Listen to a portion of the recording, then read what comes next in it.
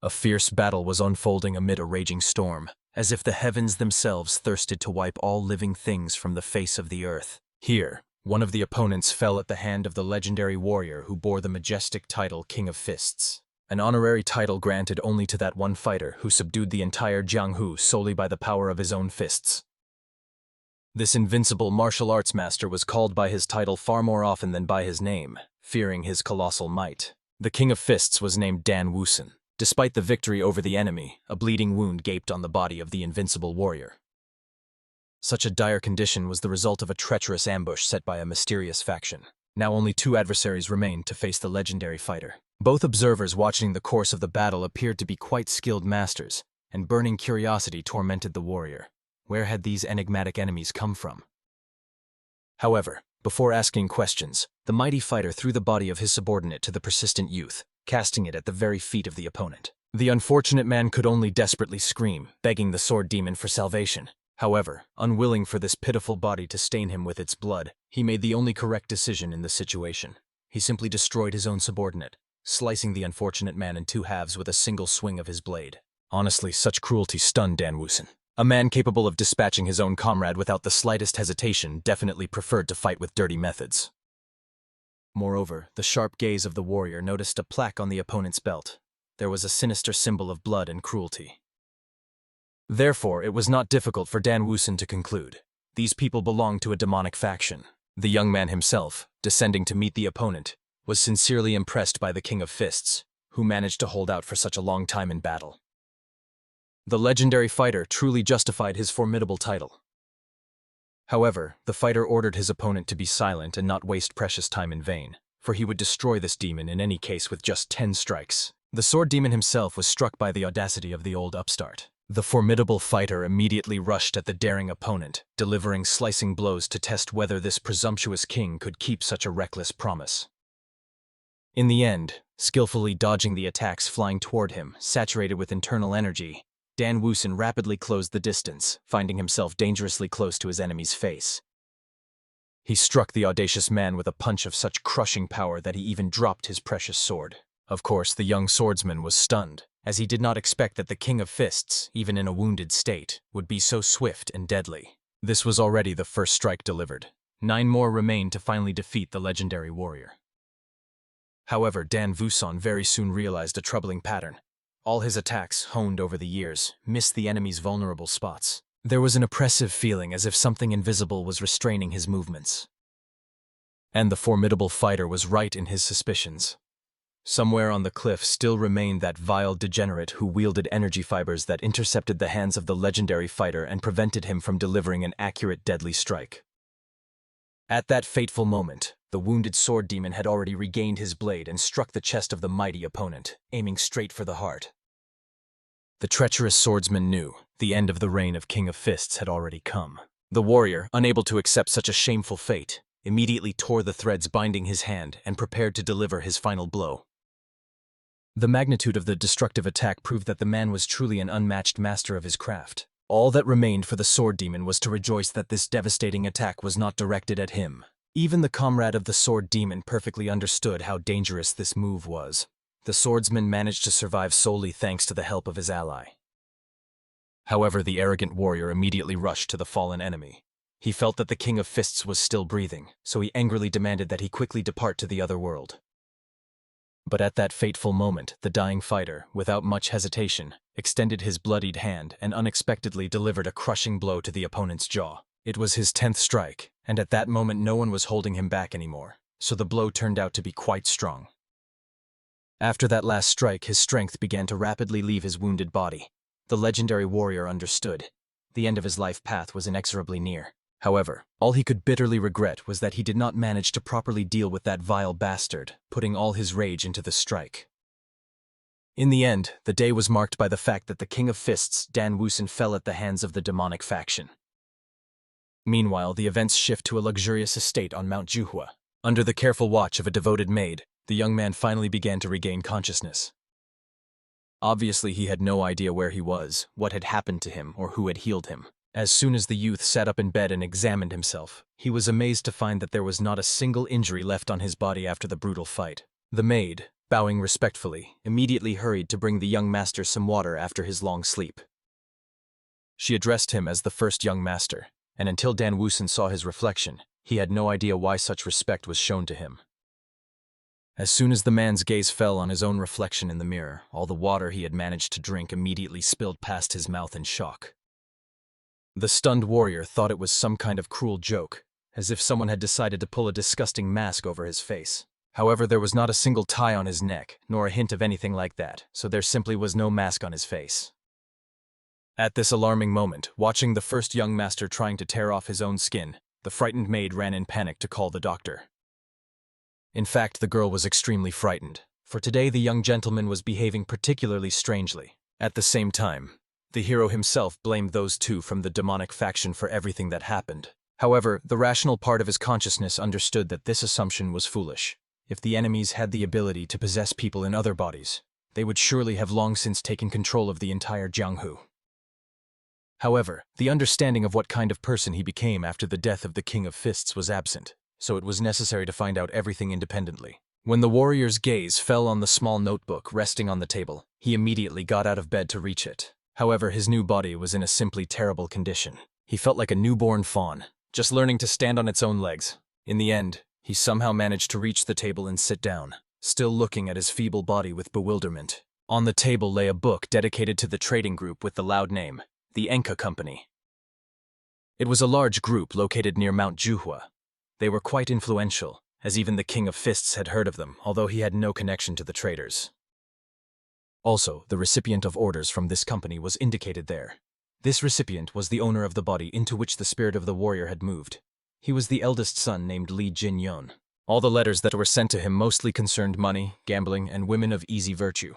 Honestly, for the former King of Fists, it was a real disgrace, as the image formed from the read letters turned out to be extremely disappointing.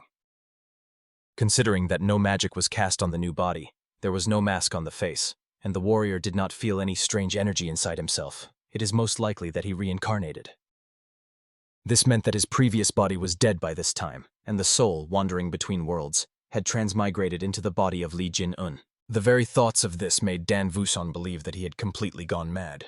But at that tense moment the young man heard someone calling his name. It was a worried doctor who immediately, bursting into the room, began to check the pulse of the young gentleman with tears of happiness in his eyes.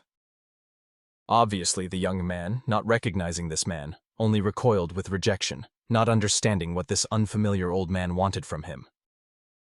The same man, with tears of joy from the awakening of the ward, explained to the still worried maid that something was wrong with the young man. The doctor was extremely concerned about the young man's condition, so he ran over to examine him and immediately grabbed his hand. Dan Woosen only jerked the old man's hand, asking him not to worry needlessly, for he was fine. And of course, the healer was extremely glad to hear such encouraging news, so he asked the maids to bring the young master's favorite food. It was a nutritious chicken broth, which was excellent for strengthening the body. However, the experienced fighter knew that this chicken soup, known as the dragon and phoenix soup, was an excellent dish only for healthy people. For someone sick like the current owner of the body, this soup was equivalent to poison.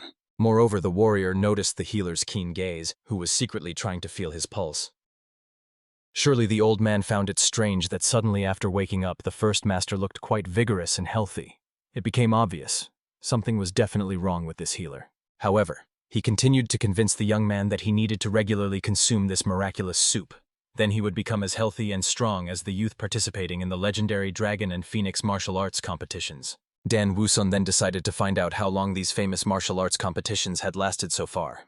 According to the healer's memory, they had already been going on for about 200 years. Immediately after this revelation, Dan Woosen asked the healer to take the soup back, since the patient had no appetite. When the old man begged the young man to definitely eat, he simply pushed the intrusive healer away, as he wanted to rest peacefully. Finally slamming the door, the hero was left alone with his own thoughts. He perfectly understood that little time had passed since his death, considering the approach of the 200th Dragon and Phoenix competitions. This also meant that his sworn enemies from the demonic faction were still alive, and this snake healer clearly wished him doom, although the exact reason remained not fully known yet. However, the warrior was little interested in that. He would definitely take revenge on all these rotten bastards, killing them with a single strike. The very next day, the hero decided to start training. Meanwhile, the servants were bustling, working on his menu. They were extremely glad that the young master began to eat more. Previously, he could only manage thin porridge, but now he started walking more, and a healthy appetite returned to him. Finally, after the morning walk, the young man returned to his chambers. Having hastily taken a refreshing shower, he was glad to find that the servants had already finished preparing his breakfast. The youth decided to check what they had prepared for him, but seeing an excessively exquisite dish, he firmly ordered that from now on, the maids prepare exclusively simple breakfasts for him. After that, the young man quickly dressed, and the maids whispered among themselves, looking at how Li Jinen's complexion had transformed. The young man himself, pleased with the changes, sat down at the table to begin his morning meal. However, he heard the familiar voice of that very healer, after which all the servants bowed in a respectful passage, greeting the physician. The arrogant man immediately strode past. Moreover, he rudely bumped one maid with his shoulder and did not even apologize to the unfortunate girl.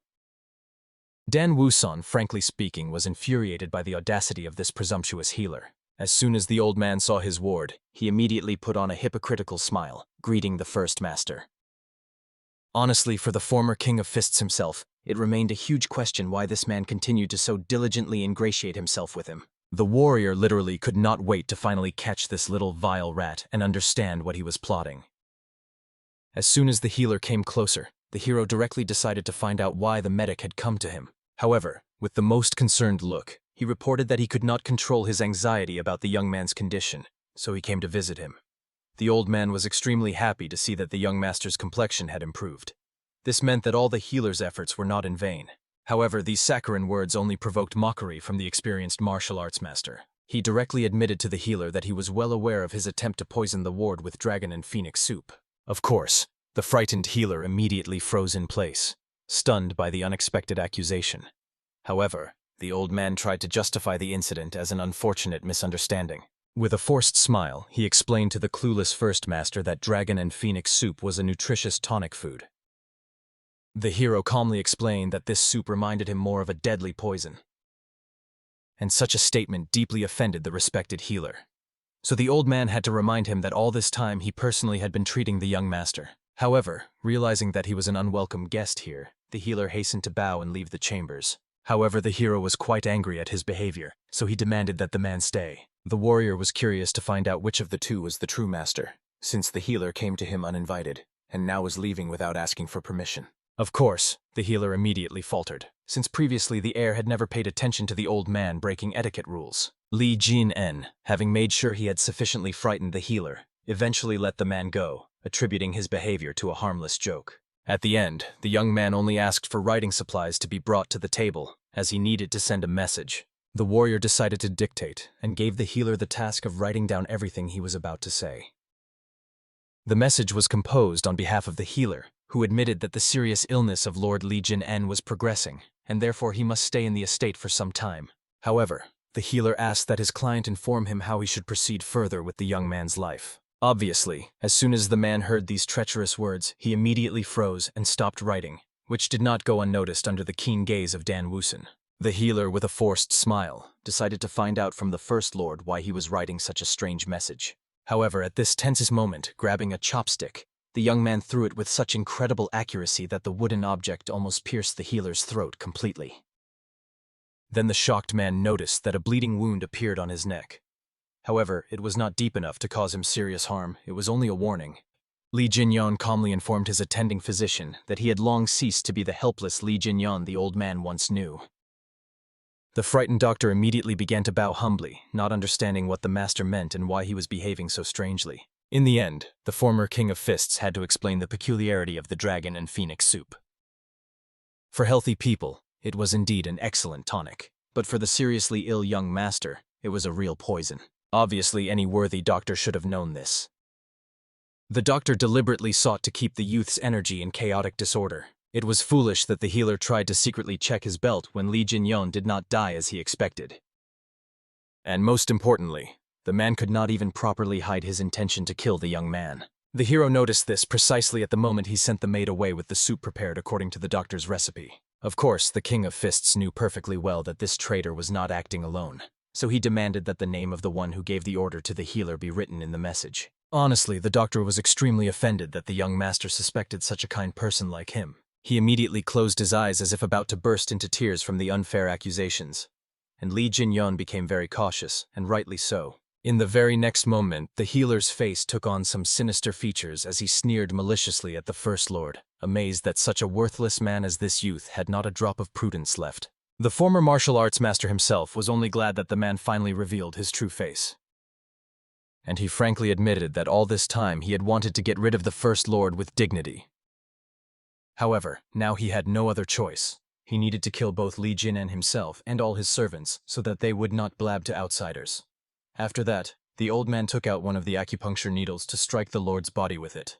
But he did not manage to carry out his plan, as the former King of Fists immediately struck him with the elbow side of his fist. From just one blow to the head, the old man's jaw immediately cracked, and it seemed he even bit off his tongue. The hero, looking at such a pathetic assassin, ordered him not to be distracted while the Lord was speaking to him.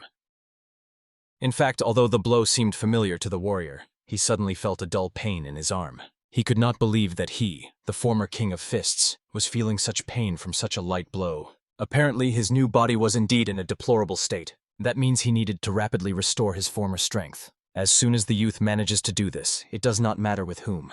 Even with the entire trading group at once, he will deal with them alone.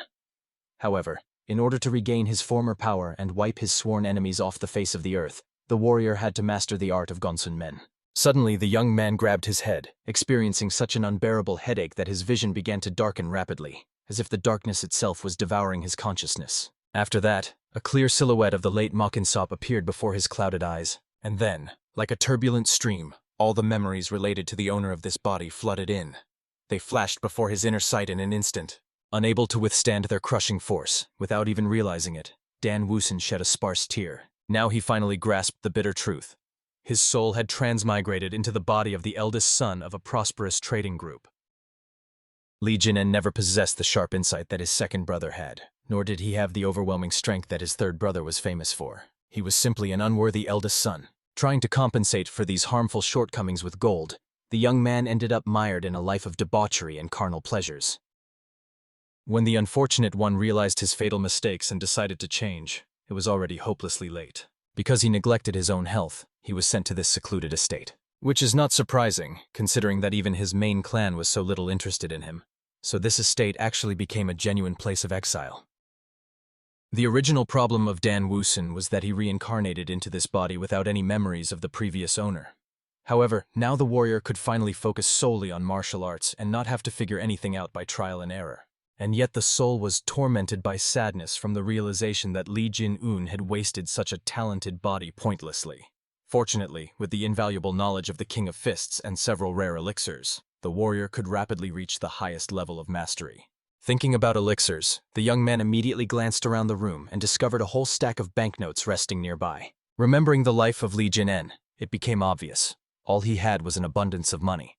This meant there was nothing he could not afford. However, next to the impressive pile of gold, the warrior also found his healer.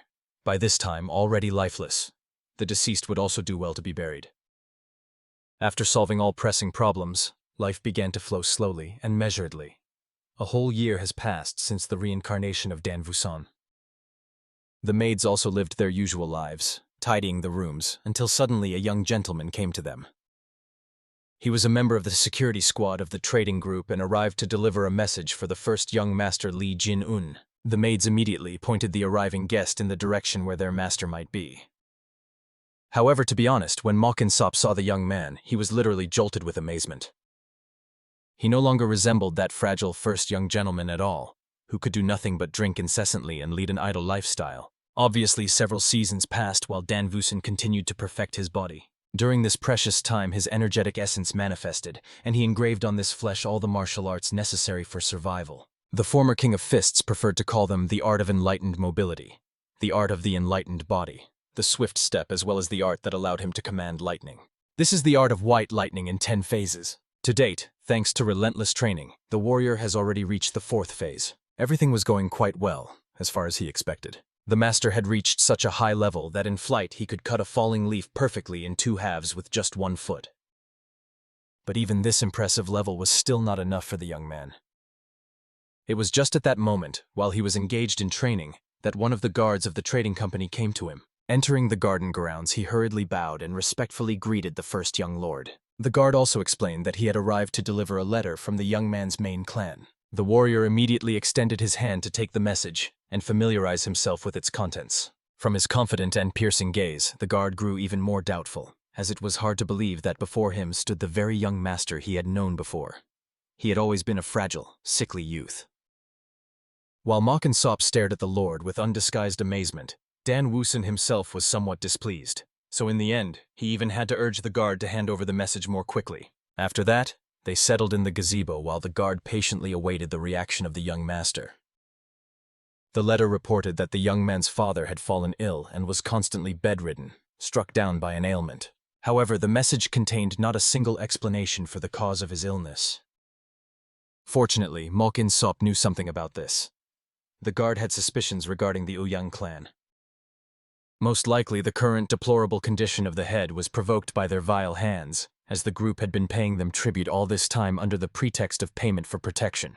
However, these payments accumulated to the point of becoming literally unbearable and ruinous. Obviously, Li Jin-eun was curious to find out what the clan had done to deserve this monstrous increase in the levy, and this was precisely the main reason for ManhwaCapped's rage, which made him resemble an angry chihuahua. After all, these dogs did nothing even when the sect of minor deities briefly tried to impose inappropriate trade taxes. The problem was never resolved. The clan representatives only stated that it was not a serious enough problem, and they did not even deign to meet with the head of the trading group Manhwa to discuss the tariff. In the end, their security captain could not even object because it concerned Uang Hu. This man was well known throughout Jianghu and obviously possessed enough power that even Dan Woosin himself had heard of him in the past. Surely the arrogant man was convinced that trading groups like theirs were incapable of anything. Therefore, the warrior decided to help and deal with this annoying clan once and for all. Of course, ManhwaCapped was struck by these bold words. However, the guard hastened to explain another reason for the illness of the father of the first lord. Between the second and third young masters, a fierce sword battle took place. After the head witnessed this fratricidal battle, he collapsed, struck down by illness. Honestly, the hero was amazed. How furious must a person be to become so seriously ill from just rage?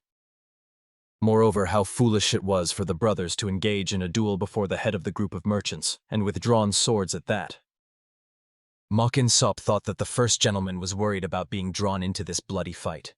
However, on the contrary, he was eager to solve the problem, not just sit on the sidelines and do nothing, waiting for the outcome. After that, the warrior stood up and, without explaining anything to the frightened servants, ordered them to leave him a message, and made it clear that he himself would go to his father and resolve all the accumulated problems with his own hands. When the young man returned to his security comrades, he shockingly told them how incredibly the first gentleman had changed. Now he was the perfect martial arts master, and his body looked simply amazingly powerful, which even astonished the experienced guard. But from the skeptical glance of the comrades alone, it was clear. They did not trust his enthusiastic stories. Their impression of Li Jin-en was limited to the image of a loafer, moreover a very sick one. So it was hard to believe that in just about a year he had become a true martial arts master. Moreover, the guards clearly understood. Even if the heir's health had improved, even they, ordinary guards, surely surpassed him many times over in strength. Therefore, the comrades asked ManhwaCapped to stop joking so irresponsibly, since even believing that the deputy captain had a mistress would be more plausible. And as if materializing from thin air after these bold words, the formidable deputy captain appeared. He immediately grabbed the young man with the long tongue by the head, and himself was glad to hear that the first young master had finally regained his health. Han Yeopu easily believed that the young master could now look like a true martial arts master. After all, he had always had excellent physical condition since early childhood. For this reason, the deputy decided to find out from his young subordinate when Dan Woosin planned to return to his duties. The young man was just about to report that Li Jin-en himself was supposed to visit them soon, when the arrival of the young master was suddenly announced. In the end, everyone went to greet him, some out of burning curiosity, and some did not even want to go, considering the heir too insignificant for such honors. However, Han Yup reprimanded his guards, reminding them that the trade association fed them all. They must show respect to the heirs of the family. At the same time, the hero was looking around the trade association with wide eyes. Although he had heard they were wealthy, he could not even believe how luxurious their main headquarters was. So he was reincarnated in the body of a young man not just wealthy. He was born with a silver spoon in his mouth. Looking back at his maidservants, the warrior warned that he would go to visit his father. They, after a long, tiring journey, could rest peacefully. The only thing that still surprised the hero after the maids left was that no one came to meet him at the gates. But at this tense moment, members of the security organization appeared from everywhere, raising their blades up. After that, the guards lined up in a row and solemnly greeted the young master on his return. The vice-captain of the security squad, the very Han-Yop, approached the warrior. To be honest, at first glance the deputy could confidently say that their heir had changed beyond recognition. He was glad to see the young man in good health. The red-haired youth watching this was amazed that their captain showed no sense of pride at all. Everything Dan Woosen had done before was only showing his disrespect to the guards, looking down on them with contempt. Therefore, of course, everyone expected that this arrogant guy would once again start mocking Han-Yop, and all the deputy could do was endure such humiliating behavior. However, unexpectedly, the young man folded his hands in a respectful gesture of gratitude. He sincerely thanked everyone for this warm reception. The warrior was too respectful for such a troublesome person as he was known to be before. After that, casting a glance over the crowd that came to meet him, he asked to be escorted to his father. Everyone immediately froze in a mixture of shock and confusion because Li Jin-en, this good-for-nothing idler, had actually thanked them. Ma Sop was proud and reminded his friends that their heir had changed a lot. And now everyone really believed it, because they felt as if a completely strange, unfamiliar person was standing before them. Now everyone, including the deputy captain of the security squad, seemed to think that the hero was not their enemy, but rather a reliable ally. And of course, everyone attributed his changed behavior to the fact that he had grown up, not suspecting that a completely different soul inhabited his body. Finally, after a brief wandering through the palace, they reached the door of the head of the trade organization. The vice-captain was about to leave to inform the man of the arrival of his elder son. At that moment, another arrogant youth was strolling through the same corridors. This turned out to be the third son of the trading group, concurrently the younger brother of Li Jin-un. He immediately grabbed the elder by the shoulder, calling out to the lazy heir. However, the younger was extremely surprised that Li Jin-un looked so serious. His facial expression seemed to turn him into a completely different person. Honestly, the stunned youth saw for the first time ever the stern expression on his older brother's face. Kaneopa was extremely worried that a fight might break out again between the two, in which obviously Li Jin-un would lose, and he had just returned to the main palace. For this reason, Kaneopa hastily removed the hand of Enhajayen from the hero's shoulder and smiled, noting that the two brothers had finally met after a long separation, attributing the younger one's behavior to missing the heir very much. However, the third heir could not tolerate such audacious behavior from the deputy, and immediately slapped the man who dared to touch him without permission. Obviously, right after that, the arrogant youth was met with a confused and contemptuous look from Han-Yop. However, Enhajayen only smiled even wider and more maniacally. It was not enough for him that this incompetent had returned. Now Han-Yop also dared to behave arrogantly towards him. The younger one even decided to teach the man a harsh lesson, so that he would never dare to look him in the eyes again. At the same time, the enraged Dan Woosen carefully reached out his hand to the youth's hair, pretending to want to fix it, after which he struck him with all his might, causing him to fall backward from surprise. Of course, the younger immediately shed a sparse tear from the pain, not understanding what the hell his older brother was doing. Li Jin-un himself, as if nothing had happened, admitted that he had been extremely nervous the whole time he was traveling here, so he was a bit on edge. The warrior pretended to want to apologize to his brother and pat him on the shoulder as a sign of reconciliation. However, from the sheer force of his grip, it was obvious. He rather intended to break that shoulder completely. Immediately, the frightened Enhajayen shouted, calling Li Jin-en a damn psycho. And this infuriated the hero even more. Therefore, enjoying the crunch of joints, the warrior reminded his little brother that he must call him older brother and nothing else. Soon, everything happening near the father's room was noticed by the second son of the Enha family. However, he could not understand what caused such a gathering near the father's chambers, and considering that he was the overseer, he should have dealt with it immediately. When the middle brother approached, the deputy who noticed him explained that a quarrel had arisen between the first and third young gentlemen. And of course, the second brother, like no one else, knew that the third had surely provoked their eldest brother again. Sredni just went mad because the guards crowded around instead of stopping the beating. However, when he ran up, he saw that the hero was tormenting the younger of the brothers, forcing him to be quiet right in front of the father's room. When the warrior heard hurried footsteps behind him, he immediately turned around, respectfully greeting his younger brother Li Huayen. And Li Huayen himself froze, because he was going to save Li Jin-en. It turned out that the one who needed saving was completely different.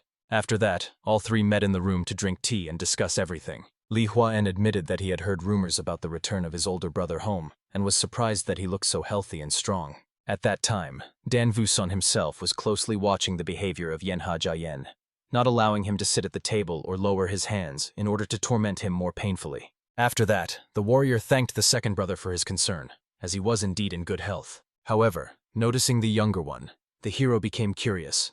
Was it not the third brother who accidentally caused the bandaged wounds of the middle one? Of course, Li Huan immediately tried to evasively justify himself, as he did not want unnecessary disputes. However, Dan Wusun did not even require an answer, as the truth was obvious. So, approaching the younger one, the warrior immediately slapped him with another deafening slap. Continuing to hit again and again, he warned that it was forbidden to raise a sword against older brothers, if one did not want to end up with an even more swollen face afterward.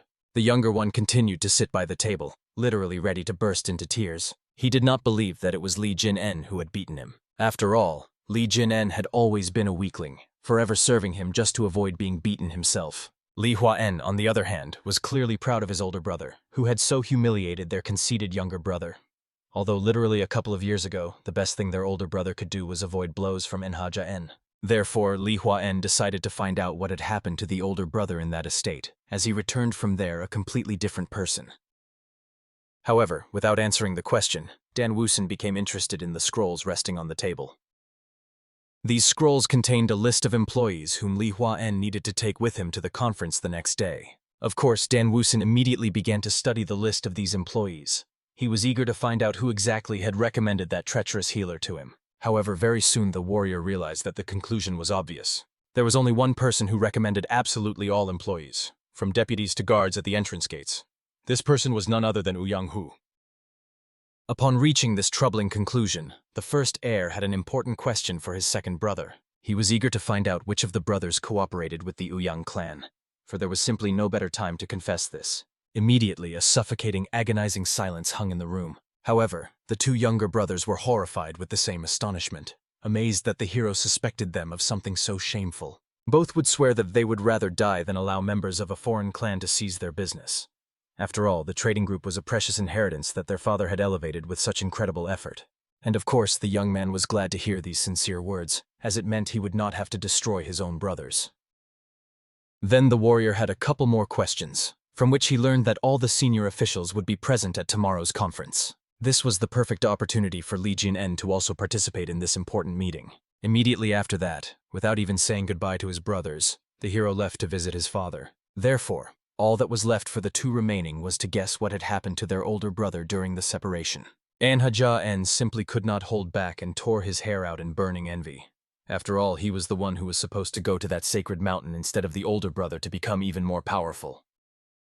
Finally, the deputy captain reported the arrival of the eldest son to the head of the trading group.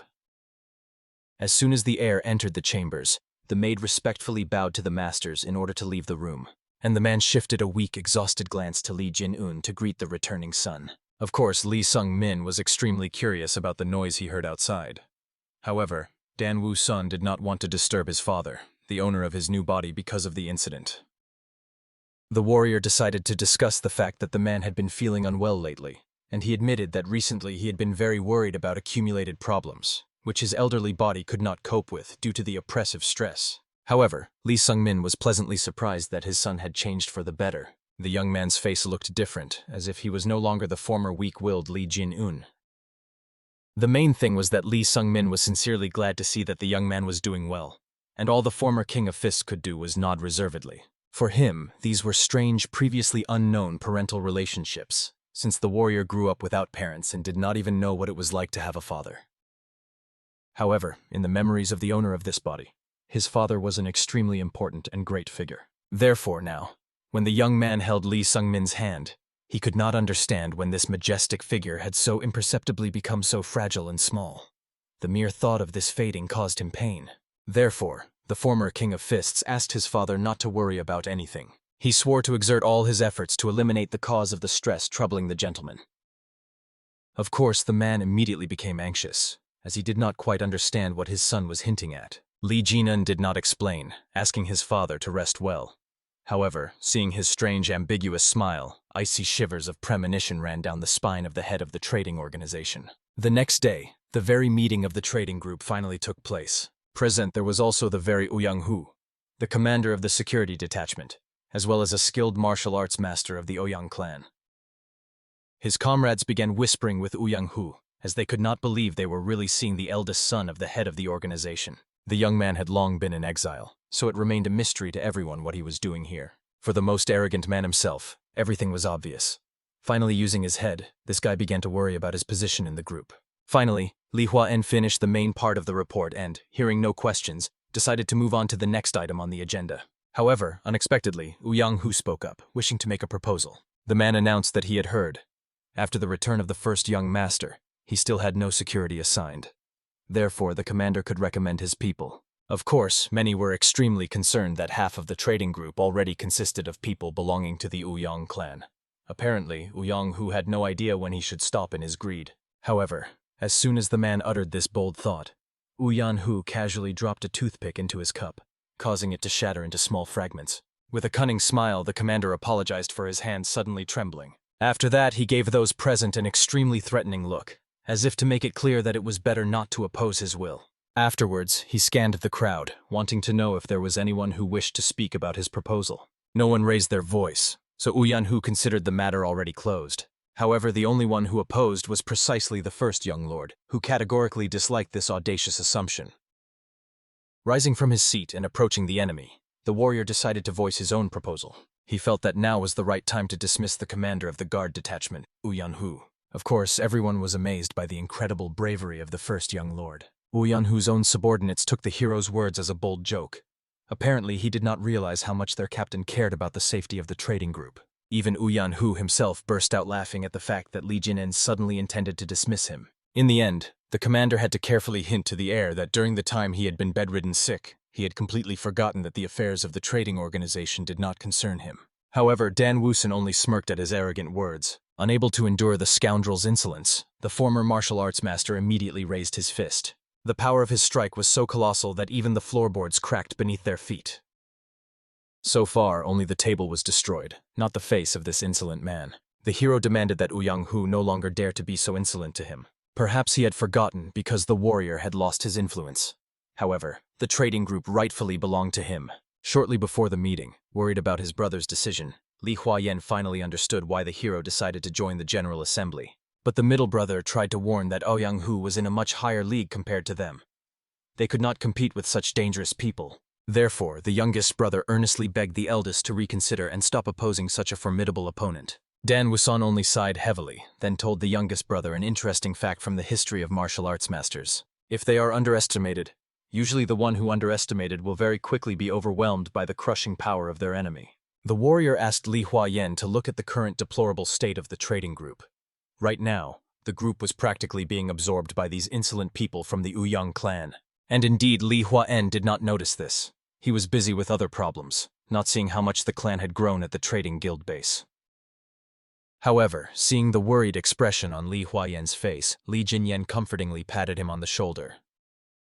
He swore as the older brother to deal with this oppressive problem. However, it was obvious that Li Huayan had no idea that the showdown would look exactly so decisive and bloody. Of course, after the hero dared to raise his hand against Uang Hu, all the subordinates immediately stood up to defend the commander, believing that this heir had completely lost his mind. And the commander was in shock. All this time he had been trying to achieve his goal and drive the hero out of this land, but everything turned out the other way around. The deputy of the security squad, leading his soldiers, immediately stood up to defend the young master, not understanding how these traitors dared to draw a blade against the heir. After that, the loyal guards surrounded the young man, protecting him with their own bodies. Dan Wusun only sighed heavily, amazed at the audacity of the enemy warriors standing ahead. He could not believe that they so easily dared to point a sword against their employer. There was a depressing feeling that all these little idiots were striving for was their own swift death. However, the warrior still felt a bit guilty before the captain of the guard, so he decided to forgive them this annoying impudence as compensation.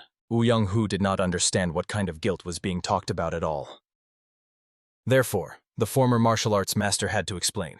He felt regret for having destroyed Uang Hu's treacherous plans. He knew that he had sent a healer to the warrior who was supposed to poison him while Legion N was undergoing treatment. He also framed the second and third brothers. When a feud arose between them, it was easier to carry out the commander's plans. Now, thanks to the vile intrigues of Uang Hu, Legion N's father was seriously ill. All that remained for Uang Hu was to influence one of his sons. Thus, the commander could seize control over the trading group without even properly moving a finger. Of course, Uang Hu immediately burst into loud laughter, considering all the accusations groundless and even a pure illusion. However, Li Jin-un stepped closer to the man. Leaning close to his ear, the warrior whispered to him that the healer sent to him was already dead by his hand. The same fate awaited all who dared to cross him and his family. Of course, Uang Hu was frightened by this ominous news, and Dan Wusan asked that the man not grieve over his servant, for he was killed with a single blow. Moreover, the warrior gave Uang Hu instructions for the future. If he so eagerly wanted to absorb a large trading group, he should try harder, because now the hero could even sue him for damages caused by the commander. With these words, Dan Wusan drove Uang Hu to madness, so he immediately unleashed his unrestrained aggression against this wretch. Realizing that the youth had become completely conceited, the commander decided to kill him with his own hands. In the end, without letting themselves be offended, the opponents clashed in a fierce fight, unleashing fists strengthened by inner energy upon each other. From the surge of their crushing forces, everyone nearby was blinded, and the guards began to be blown back by a wave of power. The head of the security squad was astonished to see that Li Jin-en had studied martial arts and now mastered the energy of lightning. Their forces were roughly equal, so the two had to retreat without achieving the desired result. However, obviously, the guard subordinate to Uang Hu could not believe that someone managed to block the captain's strike so easily. Dan Wusan was only indignant that someone dared to hit him after he had just healed. Of course, the warrior could have turned a blind eye to this incident, because it already looked more like an official duel. Uang Hu considered the hero's words and actions a manifestation of helplessness, for he looked like a confident fledgling who had just learned to fly. After that, the commander loudly addressed the guards and witnesses from the Uyan clan to confirm that, with the consent of the first young master, they would conduct an official duel. The man hoped that now Li Jin-un's appetite would be moderate. However, the King of Fists believed that they needed to clarify. The duel would be to the death or life. Uang Hu immediately drew his blade, realizing that during his treatment the hero had clearly joined some impressive sect, having developed a fairly decent level of skill in such a short time. However, the young man lacked experience, and Uang Hu was ready to demonstrate this in their deadly fight. Of course, the former legendary King of Fists even found it funny to hear these arrogant words. Dodging the blow, the warrior only reproached the man for daring to lecture him about experience. Compared to someone like him, Uang Hu would need to live at least 100 years just to attempt to be on his level.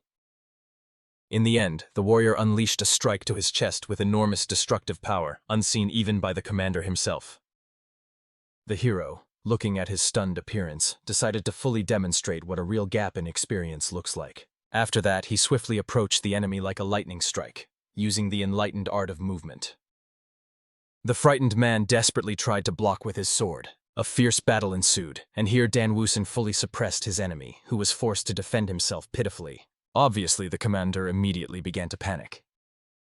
The hero did not resemble in the slightest the one who had just begun studying martial arts. He reminded him with his precise movements of a most experienced martial arts master. There was no choice left, so Uang Hu decided to use the energy of his sword. Noticing this, Uang Hu's subordinates rejoiced that their leader would finally finish off this pathetic heir. The commander himself at that moment was already preparing to use the three-form sword technique, all because the man's pride would not allow him to lose to such a talentless person.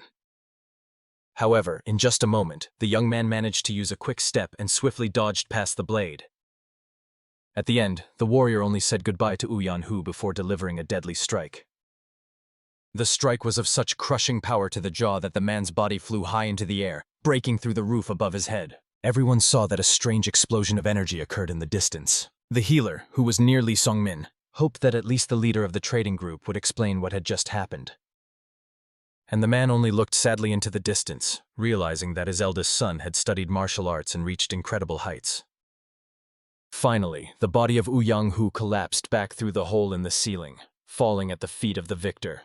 Immediately, the guards rushed to their captain to bring him to consciousness. Lifting his limp dead body, the traitors looked threateningly into the hero's eyes, and he could not believe that these guards were such brash fellows, so he decided to destroy them as well.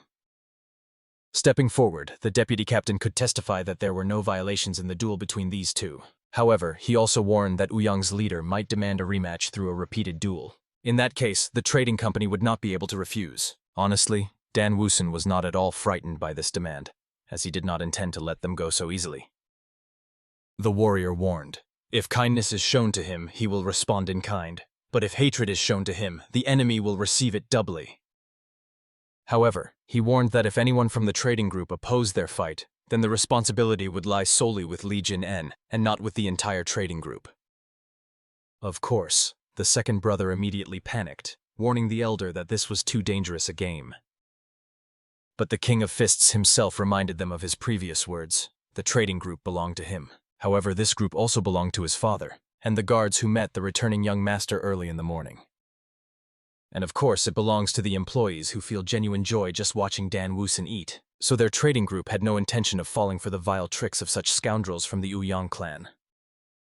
He hoped that these little people understood what he meant, after which he immediately drove them away and of course fired them. The crowd led by the guards could not get enough of the greatness of their heir.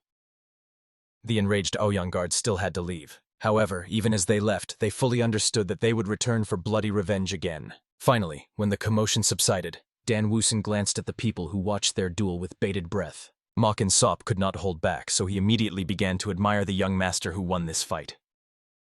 And Deputy Han Yop hastily covered his mouth, not allowing him to say various foolish things. He warned that as guards they should be ashamed that all this time they stood and watched this fight. After all, their heir could have been seriously hurt. While the guards were still having their disputes, the martial arts master himself called the chief administrator, who was also his younger brother. The warrior had one small request, to acquire a rare elixir for him. Of course, the hero told the enemies that he would take full responsibility for what happened. However, he hoped to get at least a little support from his family. And of course, Li Huayan immediately beamed with joy, because when it came to his older brother, he was ready to fulfill any wish. The middle brother would acquire the elixir for him at the highest level. Undoubtedly, he would hire new guards, because surely Li Jin-yen would now have many urgent matters. However, the hero already had guards in mind, a couple of very promising fighters. At the same time, a trio of bandits sat in one of the dens, listening to another order. However, the thought would not leave the head of their leader. Were the rumors about Li Jin-yen true? Had someone confused him? A few days before this, on Dan Woosen's very first day working in the trading group, the warrior decided to inspect the estates.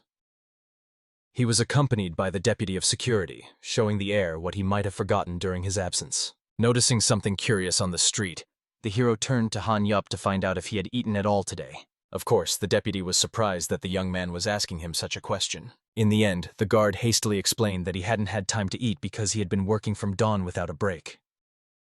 For some reason, this information caused Li Jin-un to smile ominously, which made Han Yup immediately tense with a bad premonition. The warrior saw how members of the Ouyang security organization were fully indulging in merriment in the yard. It turned out that while some people didn't even have time to satisfy their hunger and earned honestly, others were loafing during working hours. Of course, it was easy for them. After all, these parasites lived at others' expense. Then the young man was finally convinced that he should get rid of this gang. The only problem remaining was that the young man still needed someone to replace these incompetents. Soon they went with the deputy of the security squad to the gambling house. There gathered many both wealthy and ordinary people to try their luck in various games of chance. However, suddenly everyone whispered when they saw the newcomer. "Weakling."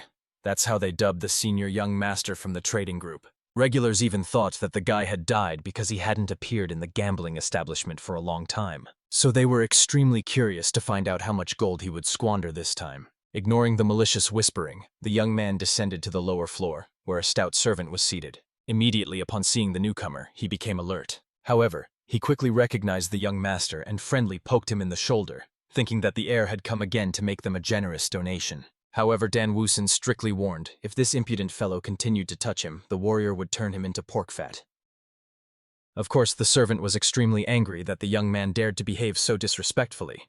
However, Li Jin-un did not care. Ignoring his indignant exclamations, the warrior immediately stepped over the threshold. He was already met by a trio, amazed at the hero's return after such a long absence. Moreover, the leader, nicknamed Poisonous Fox, Chun Myun-ho, immediately noted that the young man looked much better than before. Apparently, the treatment had done him good. Right after that, the hero was greeted by two twins, Yuk Jimbo and Yuk Myunbo. However, the leader immediately scolded his subordinates for not having warmly welcomed his old friend, who had finally recovered after a long time. They immediately began to humbly apologize to the young master, while Poisonous Fox asked them to show more care for the people close to him. As far as the King of Fists himself remembered from the recovered memories, they had indeed been friends since childhood. However, this friendship included one-sided violence and financial exploitation towards the hero. Apparently, the modern definition of the word friend among young people has somewhat changed since the times when the King of Fists was growing up. Chun Myunho immediately threw a hefty bag of coins on the table in front of the hero, thinking that his comrade was eager to have fun after recovering for so long. Obviously, it was actually the poisonous fox who wanted to have fun, as during Li Jin-un's illness he couldn't extort gold from him. However, the leader hastened to explain that he had prepared a magnificent show for his friend, but he did not like at all that Li Jin-un did not react to his words. Therefore, he asked the degenerate not to start making him angry for no reason. The hero himself calmly explained that he simply needed time to think over something important. What the poisonous fox did not suspect was that in his head the King of Fists was deciding whether to kill this man or not. Of course, the leader was not needed by him. After all, these twins were the only ones who reliably carried out all the assignments. They probably languished as bouncers under the leader's command. However, the warrior believed that these twins were too valuable fighters to rot under the leadership of someone like the poisonous fox. In the end, while the leader was babbling about something with the twins, Dan Woosen made the necessary decision. With a sinister smile, extending his hand to the old friend, the warrior asked him to hand over the safe keys. Of course, everyone immediately froze, stunned by his straightforwardness. Chun Myunho immediately assumed that the hero wanted to get some gold for gambling. Dan Woosen calmly explained, if he craved money he would have taken cash right from the table. He intended to take the gold he was forced to invest in the gambling house, interest, compensation for extortion, and medical bills for the beatings. Roughly calculating the amount in his head, Li Jin-un realized that he was owed about 100,000 niang. However, even so, the warrior felt that he had asked too little for all he had endured. He could have demanded much greater compensation. Poisonous Fox all this time pretended to listen attentively to his interlocutor. However, unable to hold back, the leader burst out laughing right in his face. He thought that Li Jin-un had come here to boast that he had studied arithmetic while recovering. However, very soon his laughter ran out. He made it clear that the hero was nothing more than a mad freak. Nevertheless, the leader admitted he was right. There were not only 100,000 coins in the safe, there were also jewels, gold, silver. However, for Dan Woosen there was absolutely nothing valuable there. He could not count on that. Of course, if the youth needed funds, Poisonous Fox as a good friend could lend him money. Therefore, the leader was extremely curious why he showed up with such a ridiculous scheme to demand the keys to the safe. Moreover, he was incredibly irritated by the fact that Li Jin-un dared to ignore him all this time. Perhaps the young man behaved so boldly because everyone had cared for him before while he was sick? However, the leader would not forgive him now that this upstart so brazenly demands the keys to the safe and boldly ignores him. Chun Myunho demanded that the worthless bastard pull himself together and not forget who he was dealing with. Chun Myunho himself. Finally releasing all the accumulated anger, the young man exhaled a little, coming to his senses. However, it still seemed to him that there was clearly something wrong with Li Jin-un, or was he so eager to die? When the heir did not react to these threats either, the leader ordered his thugs to pin the bold upstart to the ground. After all, a couple of blows would surely help him wake up. Obviously, one of the twins immediately approached, twisting the hero's arm. However, to his amazement, he did not move an inch. The hero himself was stunned by the behavior of his so-called friend. After that, the warrior calmly explained that he decided to show the leader at least a little leniency. Then he grabbed one of the twins and threw him toward the wall as if he weighed absolutely nothing. Of course, the second immediately rushed to defend his brother. He charged at Li Jin-un with fists. However, the warrior easily dodged, spun on the ground, and intended to knock the opponent off his feet. However, he clearly overdid it with force, because with a single kick he shattered the opponent's bone to pieces. Immediately experiencing incredible pain, the bruiser fell to the ground as if struck down by illness. However, despite this, the twins deeply impressed Dan Woosen with their incredible endurance. As if they were whole and unharmed, the brothers immediately began to get back on their feet. However, these two already had shattered wrists and ankles. But at the same time, there was not the slightest trace of fear in their eyes. These were exactly the kind of fighters the King of Fists needed. In the end, they rushed to attack again, doubling their fury. However, the hero simply disappeared right before their eyes, not allowing himself to be caught. Of course, the panicked twins immediately started looking around for their target, and the hero was already behind their backs at that moment. Calmly pondering how to deal with these two, the warrior grabbed the brothers by their heads. He admitted that they were too valuable warriors to die so senselessly. Therefore, the hero asked them to refuse to serve Chun Myunho, for the brothers were literally burying their colossal potential. Immediately after these words, the warrior slammed the twins' heads against each other so that they would lose consciousness and not get underfoot. However, he warned, If the twins suddenly decided to rise again and interfere in this duel, he would not warn them a second time. Finally, after this, the hero stretched his numb fists, realizing that now he only had to deal with the leader. Of course, the leader's confidence clearly diminished after his bouncers were dealt with so easily. The young man calmly brushed the dust off his hands, suggesting that the poisonous fox decide for himself how he and the old friend would resolve the conflict. Of course, the leader immediately became worried and began to retreat. He felt that the hero should have been warned that during his recovery he studied not arithmetic but martial arts. The young man immediately noticed what the youth was hiding behind his back. Usually, he was quick to figure things out. However, today, for some reason, he decided that a knife would help him a lot. In the end, waving his blade in all directions, the poisonous fox demanded that Li Jin-en not come closer, and they negotiated peacefully. At the same time, the leader tried to convince himself that there was no reason to be afraid. Li Jin-en remained the same pathetic weakling. Therefore, pretending to be frightened, Chun Myun-ho immediately attacked the hero, believing that his first strike would be victorious. However, in the end, he only ran face first into a table flying at him at full speed. As soon as the leader's head was unforgivably close to the flying table, the hero also struck it, not allowing the poisonous fox to dodge or escape. After that, the warrior broke the table with his bare hands, bringing his fist closer to the enemy's face. No matter how much Chun Myun-ho hoped that his strike would win, the hero's counterattack was more devastating. However, the King of Fists was not going to beat the poisonous fox. Instead, he used his lightning aura. His enemy began to convulse from the electric shock. The guard watching the doors understood. If these two were not stopped, someone would definitely die today. Fortunately, the martial arts master still stopped, as he clearly felt when his enemy was close to death. Therefore, the warrior immediately released the opponent's head, after which the young man's body went limp on the ground. However, he was still alive and conscious. So, squatting down, Li Jin-en asked him to finally pull himself together and not behave so pitifully. What are these moans, unworthy of a man who cannot even lift his own head? Chun Myun-ho, rising slightly, looked at the hero as if nothing had happened, as if not understanding what had occurred. In fact, the poisonous fox had no idea at all what Li Jin-un had been doing all this time during his recovery. Perhaps he decided to train secretly. However, it remained unknown whether his goal was revenge. After all, Chun Myun-ho was convinced. They had not treated him so badly that the heir would crave revenge. However, if Li Jin-un really wanted retribution, then the poisonous fox would not escape punishment. In the end, there was no choice left. Therefore, the leader turned into an obedient puppy and suggested that his dear friend ask for something other than the key. He was ready to fulfill anything. Although he had beaten the hero a couple of times, they had been friends since childhood, almost like brothers to each other. And indeed, rummaging through the memories of the body owner, the warrior remembered that they really were friends. Chun Myun-ho was delighted when he heard these words from the hero, because there was true friendship between them, which meant Li Jin-un would not kill him. He immediately rushed at the warrior with hugs, promising that from this moment on he would not allow any fights or bullying. Of course, the King of Fists demanded that the youth let him go. However, he literally shone with joy, repeating that he could not help but embrace his true friend and brother. He also demanded that the subordinate twins greet their new older brother, show respect, and congratulate him on his transformation.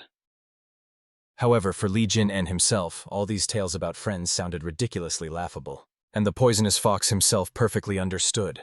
All this time, Li Jin-en could only humiliate himself and lick his boots, wagging his tail at every word he said. He just needed to wait a little. Chun Myun-ho would get out of here, grab the twins and run away. After all, finding a new den wouldn't be a problem for him.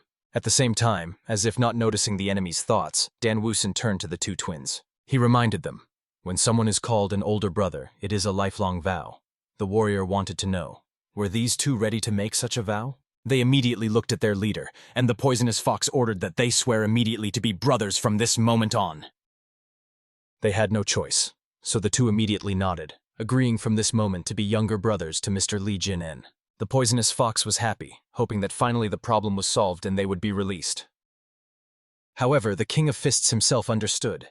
Now he and Chun Myun-ho had to find out who among them was higher in rank. Therefore, the warrior ordered the younger twin brothers to step outside while he and Chun Myun-ho talked alone. He looked around fearfully, demanding that the twin brothers stop. However, since they had already sworn to the older brother, although with concern, they still went out the door. The hero, looking at his opponent, asked him to stop hesitating. They had to decide who was older. And looking at the cunning expression on Li Jin-un's face, Poisonous Fox did not understand until the very end what the young man had in mind, for he thought he had come solely for the money. In fact, Lee Jin-un really wanted to scold the leader for profiting so much from those trusting twins. It was unacceptable to behave like that. Therefore, the hero intended from that moment to start raising the poisonous fox. All that remained for Chun Myung-ho was only to sigh heavily. He was already ready to give the hero the gold that he so wanted to take from the safe. However, after the youth beat him, the leader could not allow the twins to be taken as well. This literally meant that his heir would destroy him. Yes, for Chun Myung-ho, death was preferable to losing his brothers. And of course, the martial arts master treated his words with respect. Without much hesitation, the warrior immediately struck a kick to the leader's chin, causing his head to jerk sharply backward, almost breaking his neck. Lee Jin-en, watching someone bleed, only praised his friend for working so hard all this time. Now he was personally ready to send him to eternal rest. The warrior backed his words with numerous blows that maimed parts of the youth's body. Only then did Chun Myung-ho realize that Lee Jin-un did not perceive his words as a joke at all. He really intended to kill him, but the prospect of death was absolutely unacceptable to him. All he had left was to weakly promise that he would give the hero everything he wished. He was ready to hand over the safe key, so he begged to spare his miserable life. Of course, the master of fist fighting instantly recognized the falsehood. A person sincerely begging for mercy does not look like that. Even the poisonous fox himself realized. Perhaps he should have shown more respect to his elder brother. But as soon as he admitted his defeat, Dan Woosen threw the guy away like a boring toy that had lost all value. The twins immediately clustered around Chun Myung-ho, trying to assess his condition, and the hero himself was indignant. This impudent fellow even dared to smile looking at him. Something was definitely wrong with this degenerate. Perhaps the problem lay in his distorted mind. The twins could not believe that the one they had been following all this time was defeated. However, the defeated one did not hide his fiasco, so he asked the brothers from that moment to serve the new elder. The young man himself could only resent the humiliation. He barely held back sobs from the shame he experienced. Moreover, looking at the worried twins, he understood. They would be much better off living in a decent place like the trading guild, rather than in this lousy hole called the gambling house. However, they had been through so much together that breaking this bond forged in trials was not so simple. The twins, on the other hand, were only glad to get rid of their annoying older brother. As soon as Chun Myung-ho realized this betrayal, rage flared in his chest. In the end, the beaten and humiliated young man rose from the lower floor to leave the gambling house forever. He recalled the words of his old man, who told him never to get involved with black-haired people. The old man was right. As he wandered through the corridors, every regular of the gambling house whispered upon seeing the crippled Chun Myung-ho. They wondered, where had his twins gone, with whom he always moved? If he was now without their protection, it meant he could be taken down by a crowd without consequences. Chun Myung-ho was not at all surprised when a whole gang of various losers crawled out of the cracks to confront him. He reminded these nobodies that he did not bear the name Poisonous Fox for nothing. If these little people were so brave, let them try to attack him. Of course, the crowd was enraged that a walking corpse behaved so arrogantly. In the end, they rushed at him as if they truly wished for his death. And Chun Myung-ho very much hoped that with his loud words he would make them forget about his current pitiful state, and victory would come easily. Therefore, he continued to curse Lee Jin-un for having so cruelly maimed him. However, at that very moment, interrupting the massacre, the hero himself intervened. One of his strikes generated such a surge of energy that it boldly swept away all those eager to profit at once with an explosive wave. In fact, even the ruler of fists was indignant. The little people who once feared to look Chun Myung-ho in the eyes now swarmed him like a pack just because he had weakened. Therefore, the hero ordered, "Let them fight him when he is not half dead.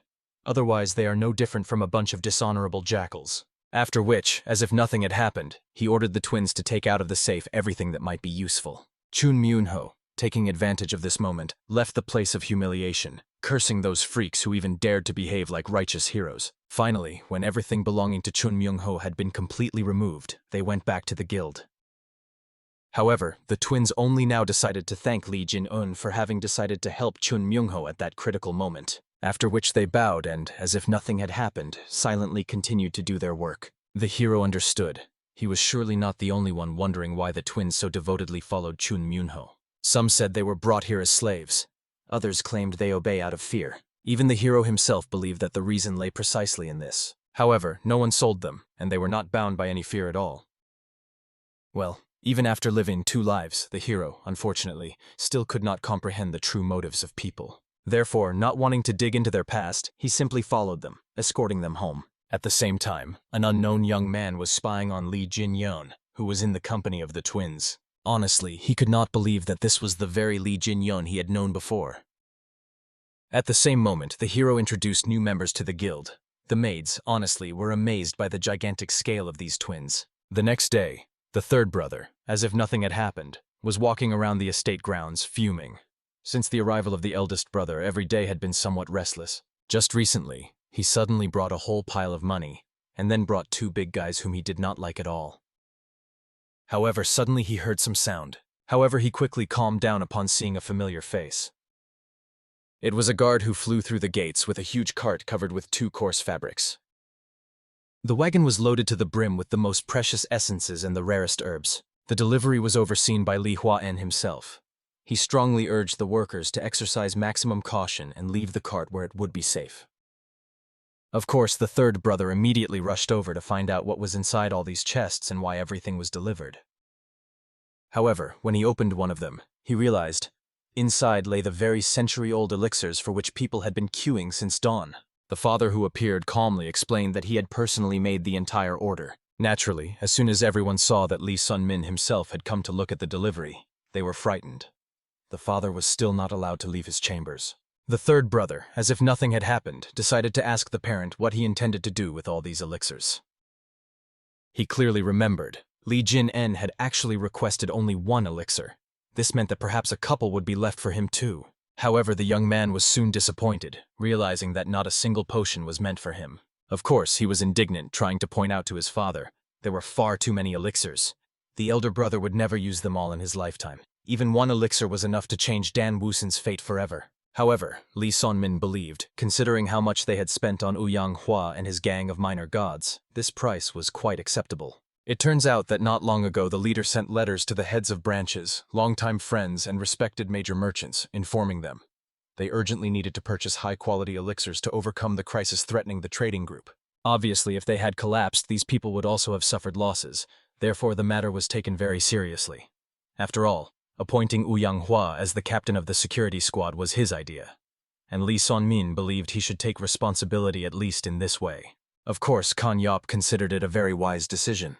After all, the young master would surely become a high-class martial arts expert. The chief was very grateful that the deputy head of security so supported his idea, and the father himself believed this was the perfect opportunity to finally spend the earned money with true benefit. And honestly, realizing how sharply everyone loved the returned Li Jinyon, the third brother didn't even find anything to say. Soon he headed to the training ground, viciously practicing techniques. Just a couple of hours ago, he still dared to confess to his father that he would also like to receive the elixir. However, the man, it turns out, did not understand at all why they might need Yenhaja Yenu. Because the boy got angry and immediately began practicing techniques, thus venting his anger. He did not understand. Why is everyone oppressing him? Why has everyone forgotten about him since his brother's arrival? Moreover, he was insanely curious to find out what kind of miracle did his older brother, that snot-nosed kid who became so powerful, come across. However, suddenly he was distracted from his hysteria by hearing some sound behind his back. It turned out to be a hero who was running swiftly with a huge boulder the size of a person tied to his back. Skillfully bypassing his younger brother, he asked him to step aside. After all, the young man had gone for a walk and did not wish to stop now. However, to be honest, it hardly looked like a walk. Until that moment, the boy had never met a person who would stroll while dragging a whole chunk of stone behind them.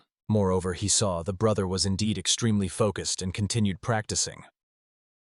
And honestly, Enka-ja-en could not help but rejoice. A man born with a silver spoon finally decided to put in at least a drop of effort. He continued trainings until the very evening, swinging his sword. The boy tried to reproduce the techniques his brother used in the duel with Uyan Hu. How he defeated him. At the same time, he, of course, cursed his older brother, calling him all sorts of extreme names. After all, he did not understand. How could this damned bastard become so strong? He simply did not understand him. When the boy cursed again, calling his brother a bastard, he did not notice. At that very moment, the hero was nearby. In the end, the younger brother fell to the ground in fear. He tried to find out. When did he return? And what was he doing here? However, the older brother, passing by, decided to approach Enka-ja-en to help him with training. He extended his blade so that he could demonstrate what he had learned. After all, his repetition of Uyan Huo's techniques was quite good. Of course, the younger brother felt extremely ashamed that someone had been watching him all this time. But in the end, he took up the sword and immediately began performing one technique after another.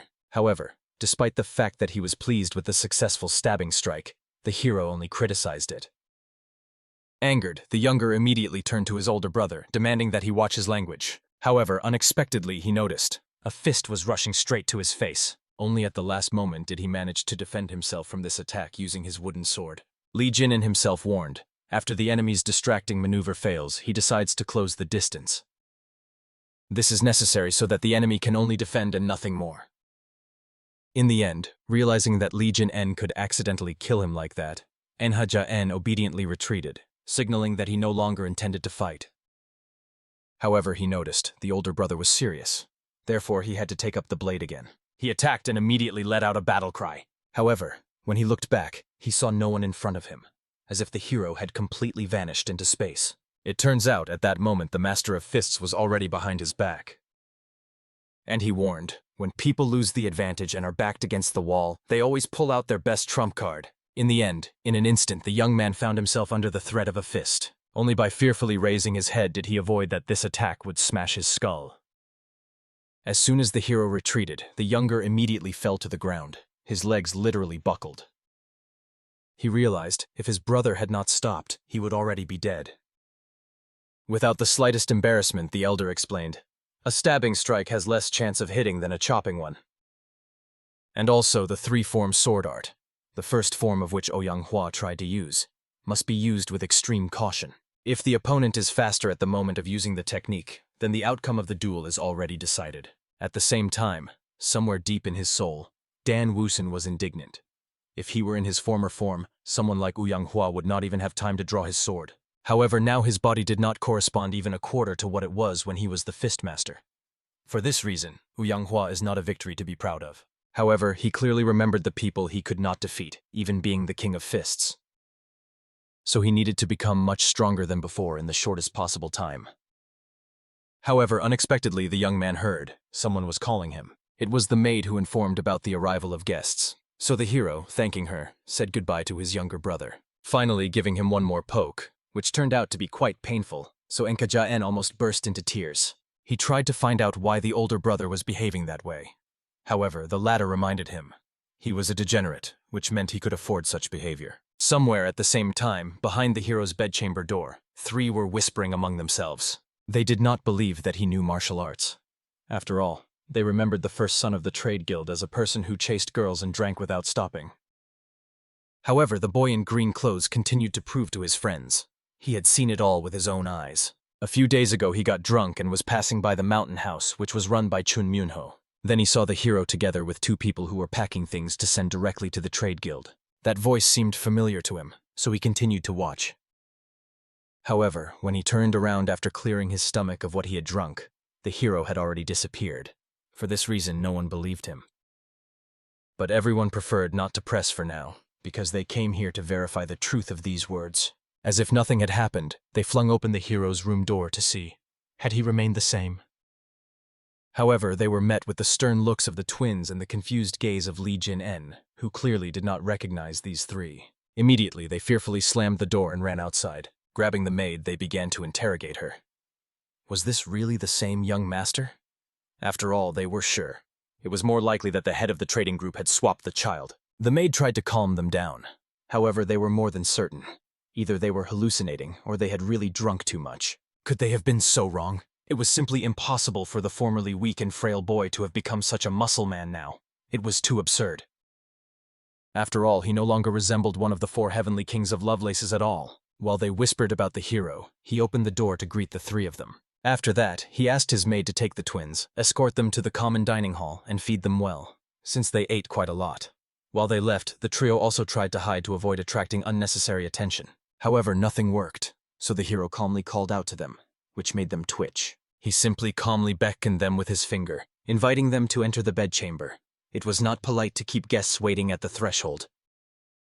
And honestly, from his grim appearance as he spoke these words, all the trio wanted was to escape as quickly as possible. The self-proclaimed four heavenly kings of wine and women, Sima Geuk, hoping to enter into an alliance with the sea, as well as Juja Yang, who suffers from irritable bowel syndrome and is forever retaking exams. And of course, the representative of the security agency, Western Wind, and the youngest heir of his house, Gu Yun. Closing this list was the infamous heir of the trading group, Li Jin-un. They all gathered upon hearing an incredible rumor. Their friendly, unlucky friend had returned. Naturally, Li Jin-un felt extremely awkward that these so-called self-proclaimed friends had latched onto him again. All he remembered, he had seen them before. They were always hanging around at drinking parties, chatting about booze and women. It seemed they called themselves something like the 4 drunken idiots or the 4 great slackers. The first thing the trio decided was to find out, was everything all right with Li Jin-un after his return from treatment? Moreover, seeing the bulging veins on his biceps, they noted he looked much better than before. He now had a rather tough appearance. Gu Yun began to feel him all over, unable to believe it. The one he saw back then was really Li Jin-un. It seemed he had been training non-stop. Sima Ge-yuk immediately remarked, "Such a level cannot be achieved by simple training. This is definitely martial arts." After all, he discerned the aura that shone around his body like an invisible flame of power. Moreover, the friends decided to discuss the rumors that Li Jin-un seemed to have defeated Uang Hu. So it was insanely curious. Who had taught him such a deadly art? After all, he could not have mastered it on his own. They even thought that he had one of those fateful encounters with some master, about which they had previously only heard in legends. However, Li Jin-un calmly explained, the person they had known before was already dead. The words sounded quite grim, so everyone fell silent for a moment.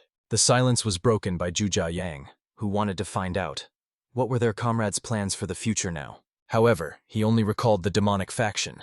He had some disagreements with them that needed to be resolved, but for now he planned to help the guild prepare for the upcoming trials. But he also sternly warned, he was interested in nothing except becoming stronger. In the end, a heavy silence hung again. Honestly, the friends could not believe that Li Jin-un had changed so radically. In truth, it seemed as if they had made a mistake about his home.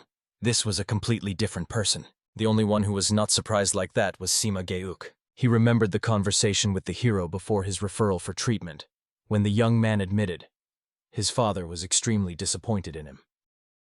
Sima Ge-yuk then tried to comfort him and asked that Li Jin-un use this time for recovery, learning, and changing for the better. And the young man perfectly understood. It would be wonderful if he really managed to become a different person. Therefore, Sima Ge-yuk congratulated the hero on the fact that he had changed. Everyone else immediately joined in the congratulations. After all, this was something worth celebrating properly. However, they regretted not having kidnapped their friend before the exile.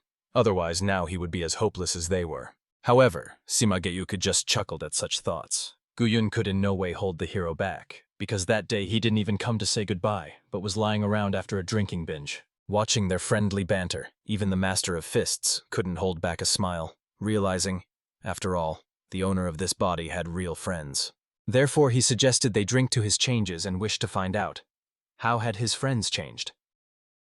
An awkward silence hung, after which everyone burst out laughing. Because if they had changed, they obviously wouldn't be sitting here so foolishly now. In the end, the best idea in this case was simply to stop talking about it and drink. Then Zhuja Yang realized, earlier their company of 4 people was literally frogs at the bottom of a well. However, it turned out that one of them, and the most hopeless one at that, had already climbed out and seen this true world. They sat until evening, laughing and indulging in memories of the past. At the end, they asked Li Jin-en not to neglect his training and to continue working so diligently on himself. However, they still wished that he would not forget about them. This concluded their farewell, after which the trio decided to return home. Gu Yun still could not accept that Li Jin-en had returned completely matured in the end. He had the feeling that their youth was finally coming to an end. Even Sima Ge-uku felt especially melancholic today for some reason, so he longed to go home. The friends suggested that before that he should visit a brothel. Then they could start a new life from Monday. For now, they decided to visit the House of Sweet Aromas. Right now, events were unfolding in that very House of Sweet Aromas. There, the leader of the sect of minor gods was informed that the warrior he had cooperated with was dead. It turned out that he was killed by the heir of the trading group. It was hard to believe that he was so strong, but the guards saw with their own eyes how he took down their captain in less than 30 strikes. Moreover, the subordinate could not forget his face at that moment. It clearly showed how powerful this young man was. In the end, the leader of the minor gods decided to find out what weapon the hero used, and learned that he fought with his fists. However, He was even more disappointed by Uang Hua's defeat. After all, a swordsman with such experience simply could not lose to a young fighter who only used fists. Then finally, Uang Hua's subordinate dared to ask if the leader of the minor gods wished to take revenge. Of course, the leader considered it a foolish undertaking. They were not bandits after all, and avenging an honest and open duel would be dishonorable. However, the assistant could not accept this answer. After all, he and Uang Hu were sworn brothers, which meant someone had to take revenge. But unable to endure all these shouts that spoiled the mood, the leader with one swing of his sword cut off the head of this screamer. He did not even pay attention to the fact that he splattered blood on the maid who had been serving him all this time. Finally, looking at the bloodied corpse, the leader of the minor deities explained there was no benefit in friendship with the dead, after which he ordered his servants to immediately remove this abomination from his chambers. Only then did he notice the frightened maid trembling with horror at the sight of this bloody scene. So he approached to comfort her and asked the girl to pretend she had seen nothing. And since the man's mood was completely spoiled and his desire for drinking was gone, he decided to return home. On the way, he continued to ponder how best to deal with the trading group that refused to pay the tax. Moreover, the murder of Uang Hu also meant that they did not recognize the authority of the sect of minor deities, which was extremely disappointing. Obviously, the assistant believed that the leader intended to kill them. However, the latter reminded, they cannot just kill people like that. After all, they were not bandits. Meanwhile, the trio that had appeared was discussing how hopeless they were. Even after changing their dear friend, they were still stuck in the same place. And yet they decided to come here to have a drink. However, they were sure. The fact that they realized their mistakes was already unprecedented progress. In the end, they passed by the leader of the minor deities without paying him any attention. However, unexpectedly, Sima Ge-yuk overheard. The leader was extremely eager to get money from the trading group. Still, he knew perfectly well that Li Xiangmin was a master negotiator. He was even richer than he seemed at first glance. Therefore, he was extremely interested to find out, how much could the heir of such a trading group be worth? He must be appointed as the next target. And of course, upon hearing this, Sima Ge-yuk was very frightened and became alert. Immediately after that, putting aside the drinking, he rushed to his comrade's house. And honestly, the hero was so touched that the young man was already out of breath. And when he heard the whole story, he was moved. The young man had made the entire journey for him. However, he could not ignore the fact. The leader of the minor deities was seriously intent on killing the hero. As is known, after Uang Hu died, the hero's house did not even have proper security. Therefore, he was considering asking their comrade for help. At the same time, this master of fists remembered. The sect of minor deities is, it seems, those very freaks the guard told him about. As far as he remembered from the stories, they wanted to betray the guild, and had been in cahoots with Uang Hu all this time. So he decided to find out, where were these freaks living now? And learning that they were stationed at their own base, he invited his friend to come in. Very soon he handed him a black, inconspicuous garment and led him to the security warehouse. Here they could calmly change clothes and remain unnoticed. He explained that he was heading to the sect of minor deities, and the dark clothes would help him get in unnoticed. The main thing is to make it back in time for breakfast. Of course, Sima Ge-yuk was scared. After all, there were only 2 of them, and there was a whole cult over there. Moreover, it turned out Li Jin-un had no idea what they were doing. However, the guy was really not very worried about it. Considering that they are not strong enough, the hero wanted to act first to catch them off guard. Moreover, he reminded his doubting comrade. After all, he was a candidate for joining the Murim alliance, and he ordered him not to be afraid and simply led him to their dwelling place. Very soon they found themselves near the walls of the sect of minor deities' base. There were many people in yellow robes patrolling the territory. All this also made it clear they had arrived at their destination. In the end, without much thought, the hero climbed down from the tree. Sima Ge-yuk understood. He could not help in the fight, as he could not handle a battle with a whole crowd. However, that was not required of him. All that was necessary was for Sima Ge-yuk to simply lead him to the right place. Therefore, he asked the boy not to worry about anything and to quietly sit here in safety.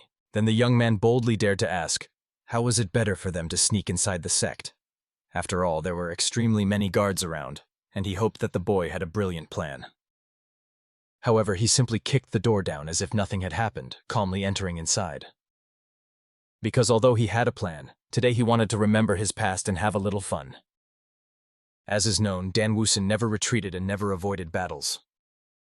Since childhood, he was an orphan in an orphanage, never wandering the country without purpose. Even then, when strength helped him take the throne of the fist ruler, he still did not stop taking risks.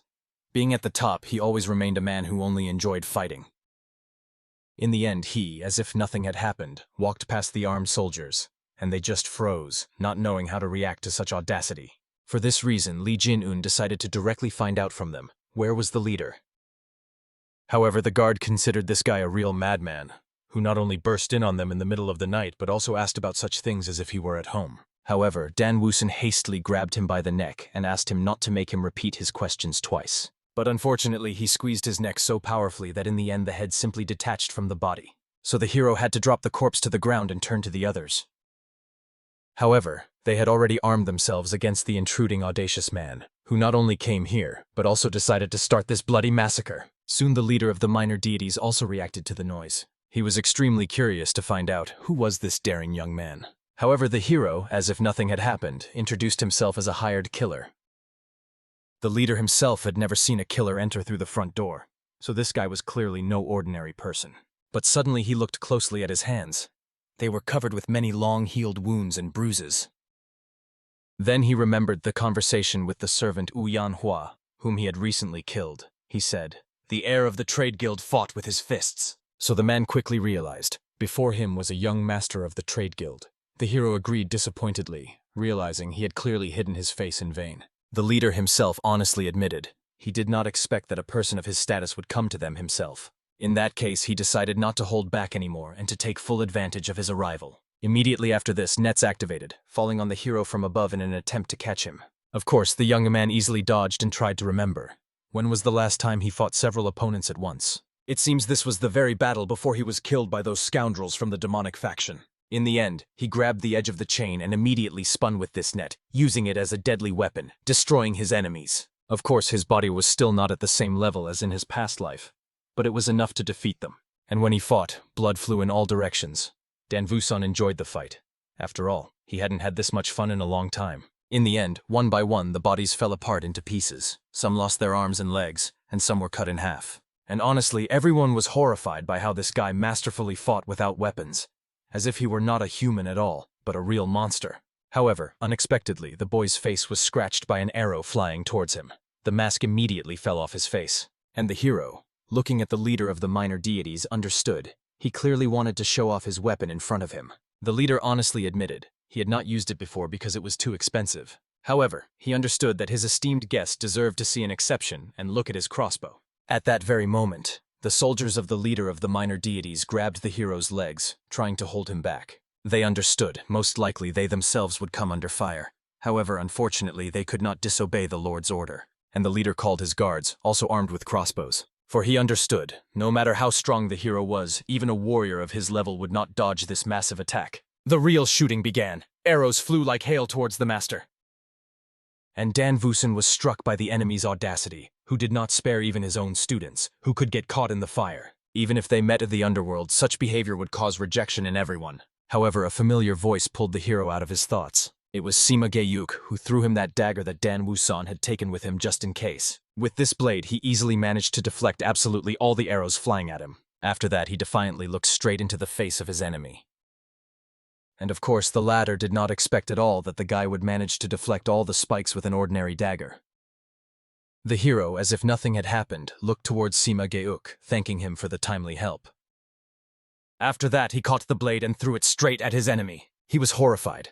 However, he managed to dodge, although he received a rather serious wound on his neck. The Master of Fists honestly admitted, usually he did not use swords.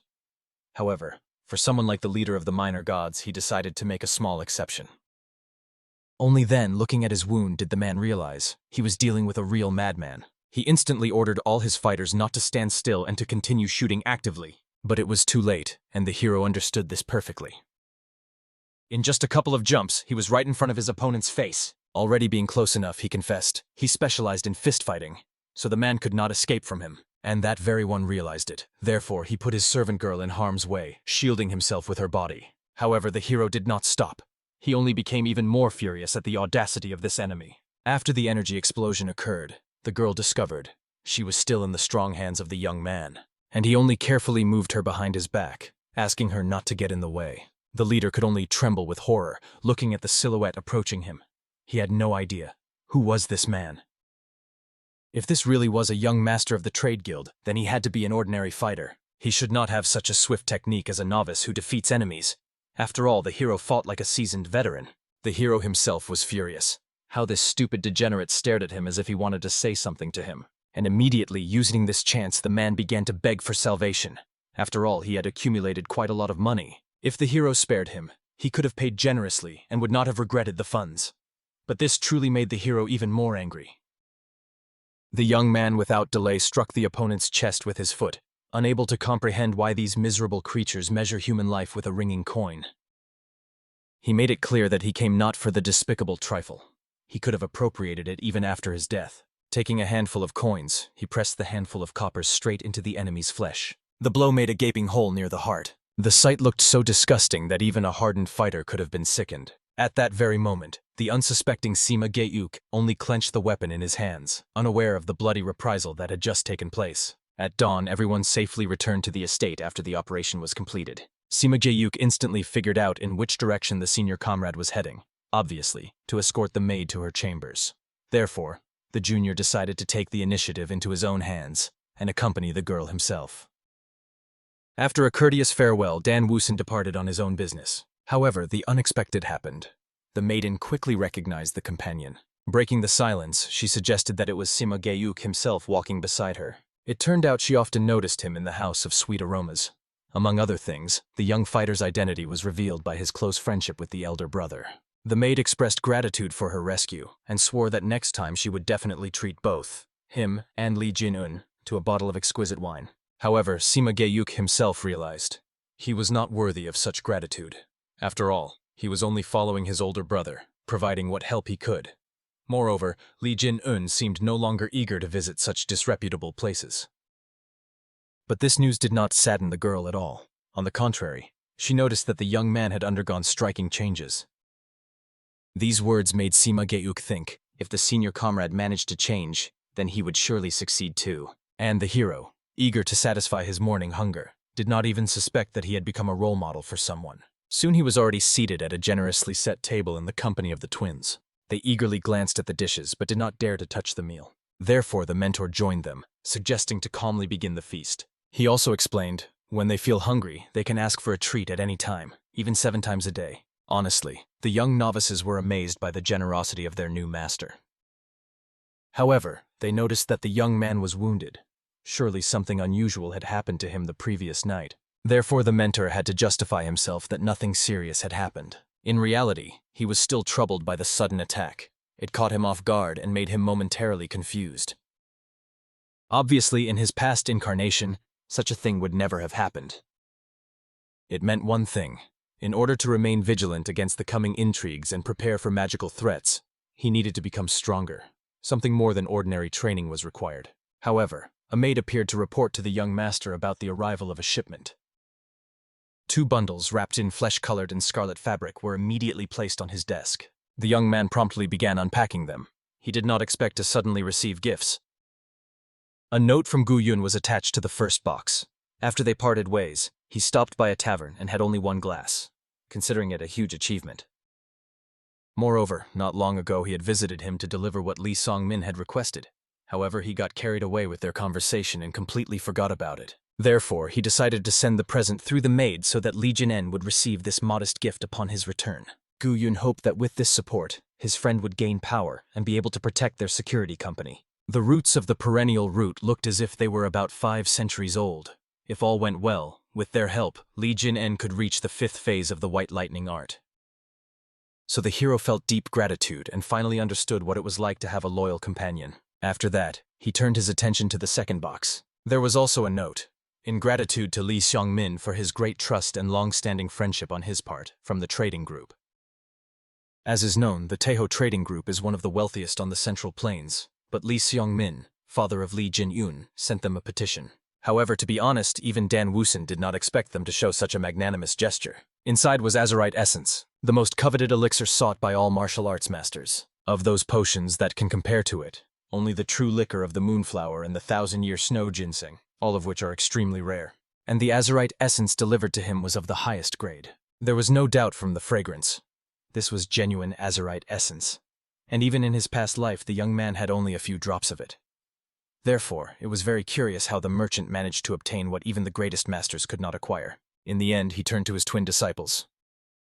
Taking the sprouts in his hands, he gave one to each and warned, "The secluded circulation of internal energy will begin soon. Therefore, they must guard his chambers after he enters meditation."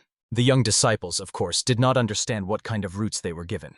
Therefore, Dan Woosen had to explain that they were beneficial for their bodies, and it was best not to lose such a valuable gift. Naturally, they were amazed by the value of the roots handed to them.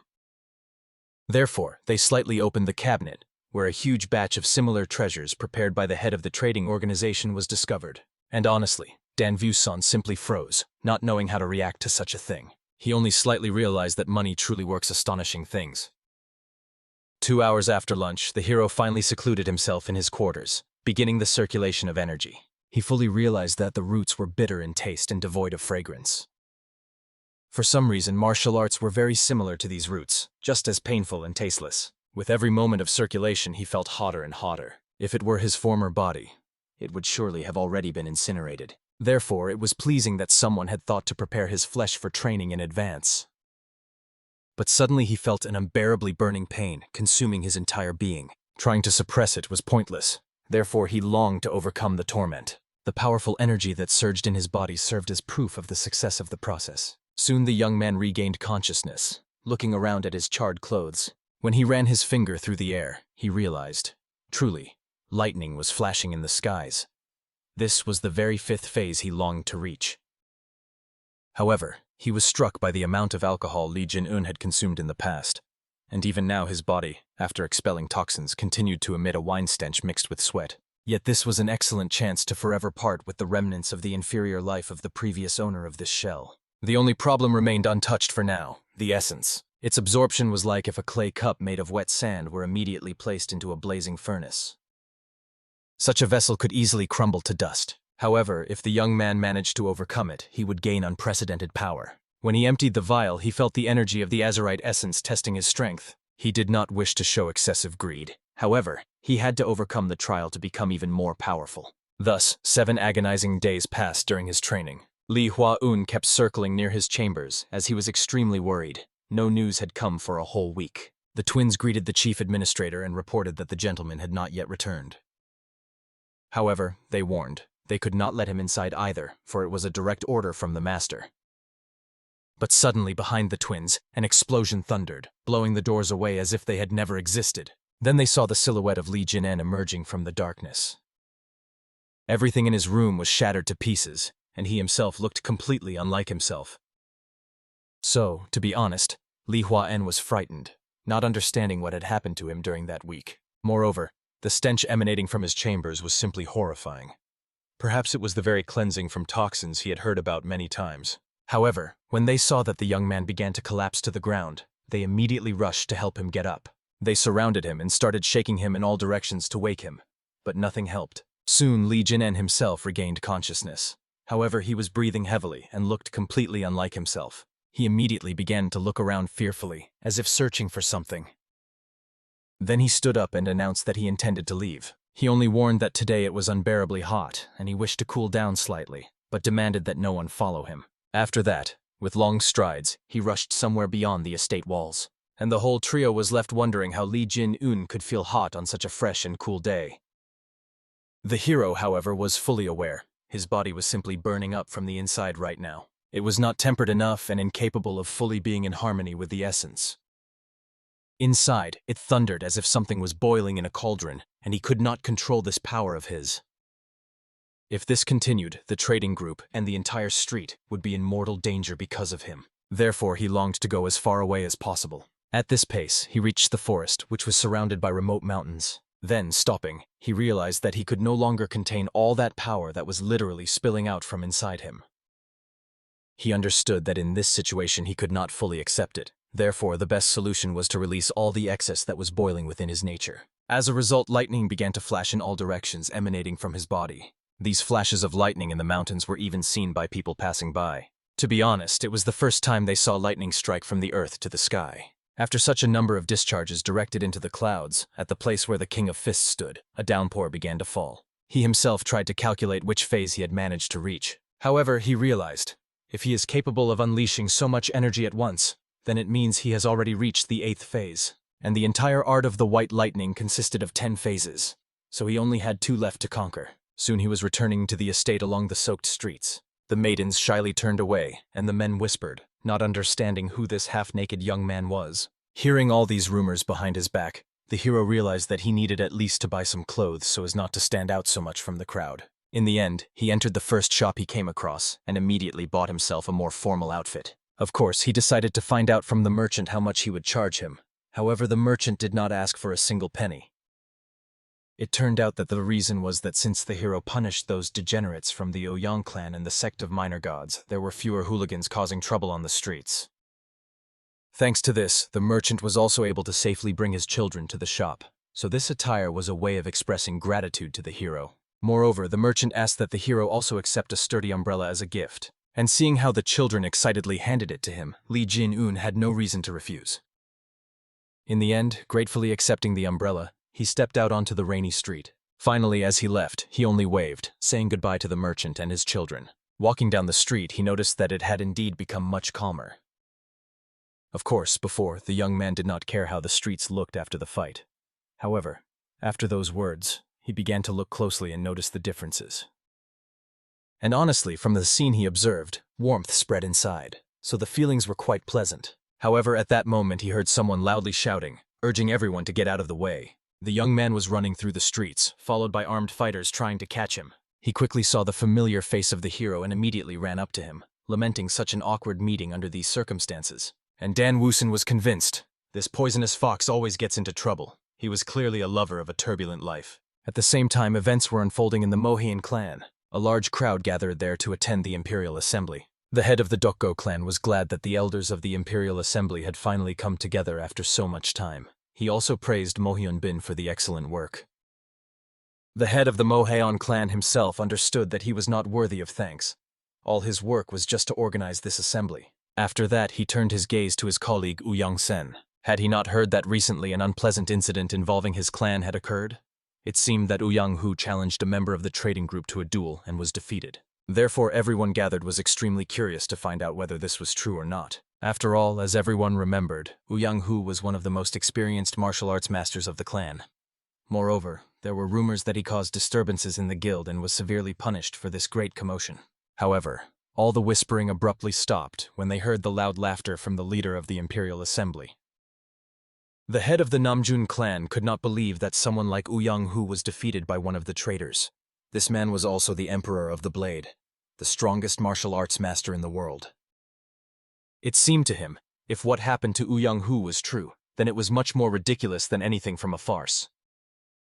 Unable to withstand such pressure, the head of Ouyang admitted that he had long desired to expel this degenerate from his clan. Moreover, the man was thinking that it was time to show the trading post the true power of their clan. At the same time, the guards approached the hero and demanded that he hand over Chun Myung-ho. It was not necessary to intervene between them, otherwise he could get hurt. Of course, the hero was curious to find out who these fellows were. Chun Myung-ho hurried to explain that these were the most famous bandits of the criminal world. They are also called the Crimson Reaper Alliance. Recently, they have been trying to take control of the city center. Previously, as is known, Chun Myung-ho was involved in auctions. When after some time he decided to put things in order, he realized that these fellows had already stolen everything from him. Then the young man decided to inquire whether his hands had healed after their recent skirmish. However, unfortunately, they were still bruised and even trembled at the slightest tension, so he could not stand up for himself in any way. In the end, Li Jin-en turned his gaze to the people who had come for Chun Myung-ho. He asked them to come here when the boys' hands were fully recovered, and they could fight on equal terms. Today it was better for them to leave. However, they only wanted to laugh in his face, thinking that Li Jin-en was talking complete nonsense. They believed that he had no idea who they were and dared to talk to them like that. In reality, they were silent, despite the fact that they really wanted to say many nasty things. All because from Li Jin-en, who was watching them so attentively, there emanated some strange tense aura. In the end, one of them still dared to confront the hero directly. He believed that the hero completely did not understand who he was dealing with, since he so boldly pointed his finger straight at the face of the King of Fists. That the hero, unable to endure it, gave him a flick on the head. However, the flick was so powerful that the young man immediately flew back and crashed into the nearest wall, which stopped his rapid flight. The hero then explained to these frightened young men that he was extremely hungry right now. If they engaged in a fight, most likely Dan Wooson would kill them all. Therefore, he suggested they meet another time, or else the poisonous fox would find them himself when he recovered. In the end, all that was left for the frightened fighters was to bow and say goodbye to this man, after which they fled in panic. And Chun Myunho, as if having no shame or conscience, immediately brazenly demanded that the hero buy him food, because he was literally starving. Moreover, he excused himself. On the day they fought, he was not in shape, only because he was exhausted from hunger.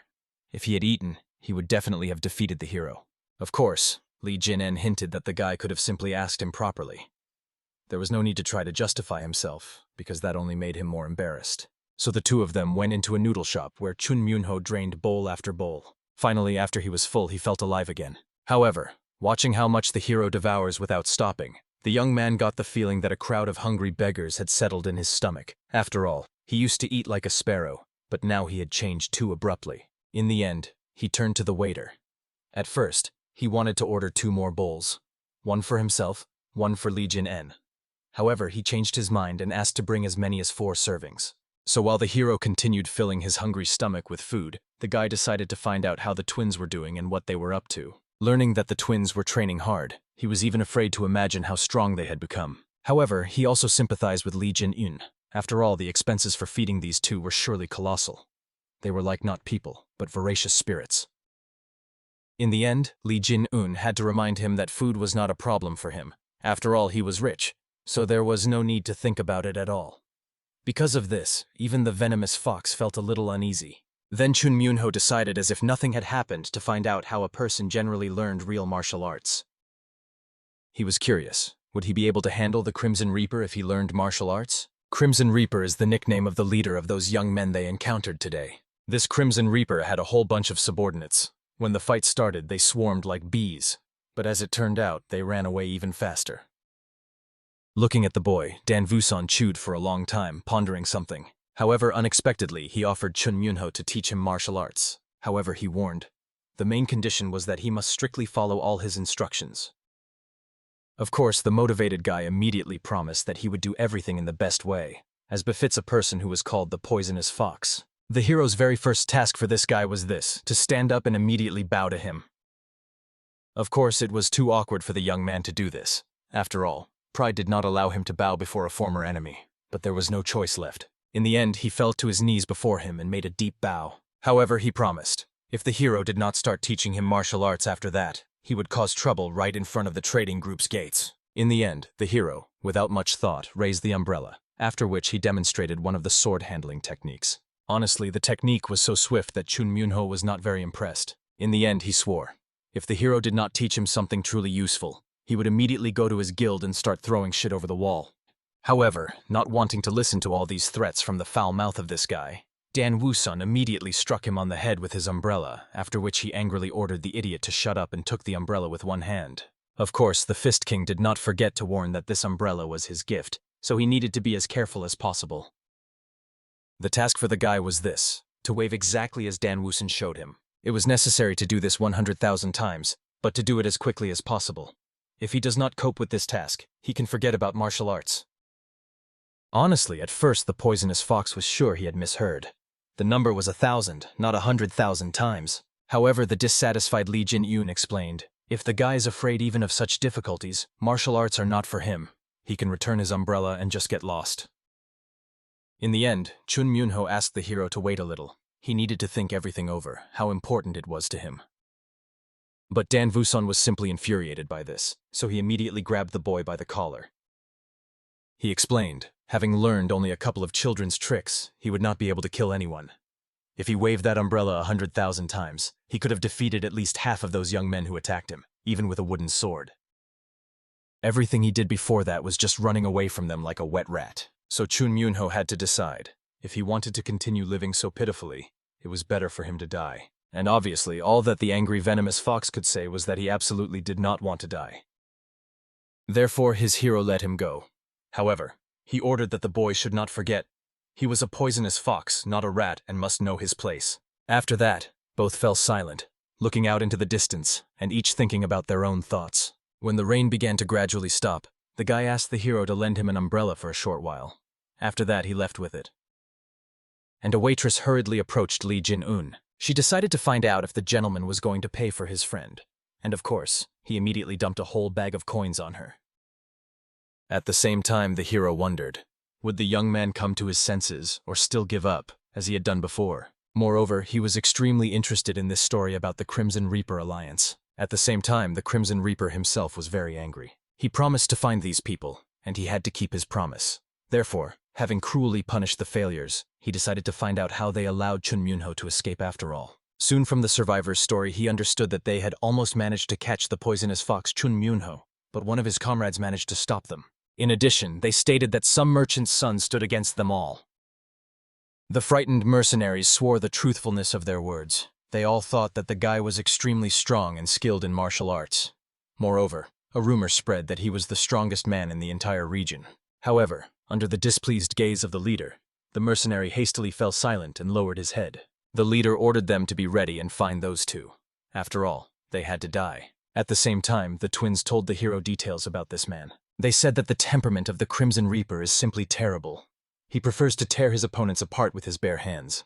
As is known, the leaders of the Chansan, Nopio, Horned Dragon, and Hongrak Pavilion sects died precisely at his hands. He had already absorbed several clans in the Yukon region, and now his group was quite large, and the entire region paid tribute to the Crimson Reaper. They say there are no exceptions, whether it is bodyguards nearby, trade guilds, inns, or houses of pleasure. He even managed to expel Chun Myunho himself. Therefore, the rumors that this guy took over the auction house are not a lie. After all, it was very much like the behavior of the Crimson Reaper. The King of Fist, upon hearing this, realized the situation is quite problematic. After all, if these fellows find out about his identity, the trade guild could get into trouble. This meant they had to be the first to go there and deal with these people. At the same time, the events moved to the commercial districts, more specifically, to the huge House of Pleasures. The girls were whispering about something until they suddenly saw a worried courtesan helping one of the girls. It turned out she entered the chambers of Mr. Crimson Reaper and came out completely changed. The lady immediately noticed that her legs were shaking and the whole girl was covered in blood. At that very moment, one of the courtesans warned the lady that a new guest had arrived on the first floor. Therefore, she ordered to carefully bring the maiden down, let her rest, and not disturb the Lord Crimson Reaper any further. After that, the lady turned her gaze to the newly arrived guest. She admitted that she saw him here for the first time, so she hurried to introduce herself. The chief in this place. However, the hero, without much thought, asked where the Crimson Reaper was. This made the girl immediately fall silent. The King of Fists was not interested in any entertainments. He was looking for his enemy. She anxiously inquired whether the hero had registered in advance for an audience with the alliance leader. Li Jin-un did not answer. He turned his gaze to the guards who were guarding the stairs upstairs, so he immediately assumed that the man might be there. Therefore, he calmly explained to the woman that it would be better for her to lead the other people away now so that they would not suffer while he visited the leader of the Crimson Reaper alliance. The hostess herself became worried when she remembered that her girls, including the wounded, were still on the upper floor. She hurried to warn the newcomer that it would not be easy to ascend to the alliance leader. After all, he is known for a rather hot temper. However, for the young man himself, this posed no difficulties. Therefore, thanking her, he immediately headed for the stairs.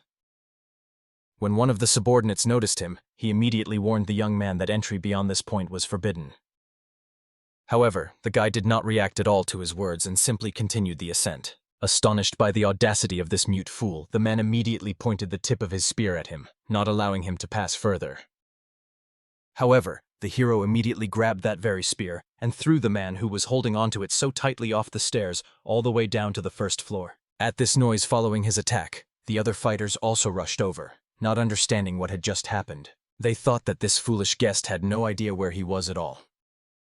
However, showing no interest or fear at their shouts, the young man demanded to be told on which floor the Reaper was located. A scuffle immediately broke out. They swarmed the hero in a huge crowd to kill him as quickly as possible. Li Jin-en was not worried about this at all. He was going to kill them all anyway after he found their leader. Therefore, he simply decided to speed up the process. He briefly borrowed the headband from a man flying at him, which the man was wearing on his head, then twisted it. It turned out that it was not a simple cloth headband, but a real death whip. After that, he noticed a more interesting weapon, a mace held by one of the mercenaries. He decided to borrow that as well. In the end, this is how he took revenge on the large number of people who so eagerly tried to kill him. During the battle, he even broke down the door of one of the rooms. However, he quickly realized that he seemed to have made a mistake. The person there was completely unfamiliar to him.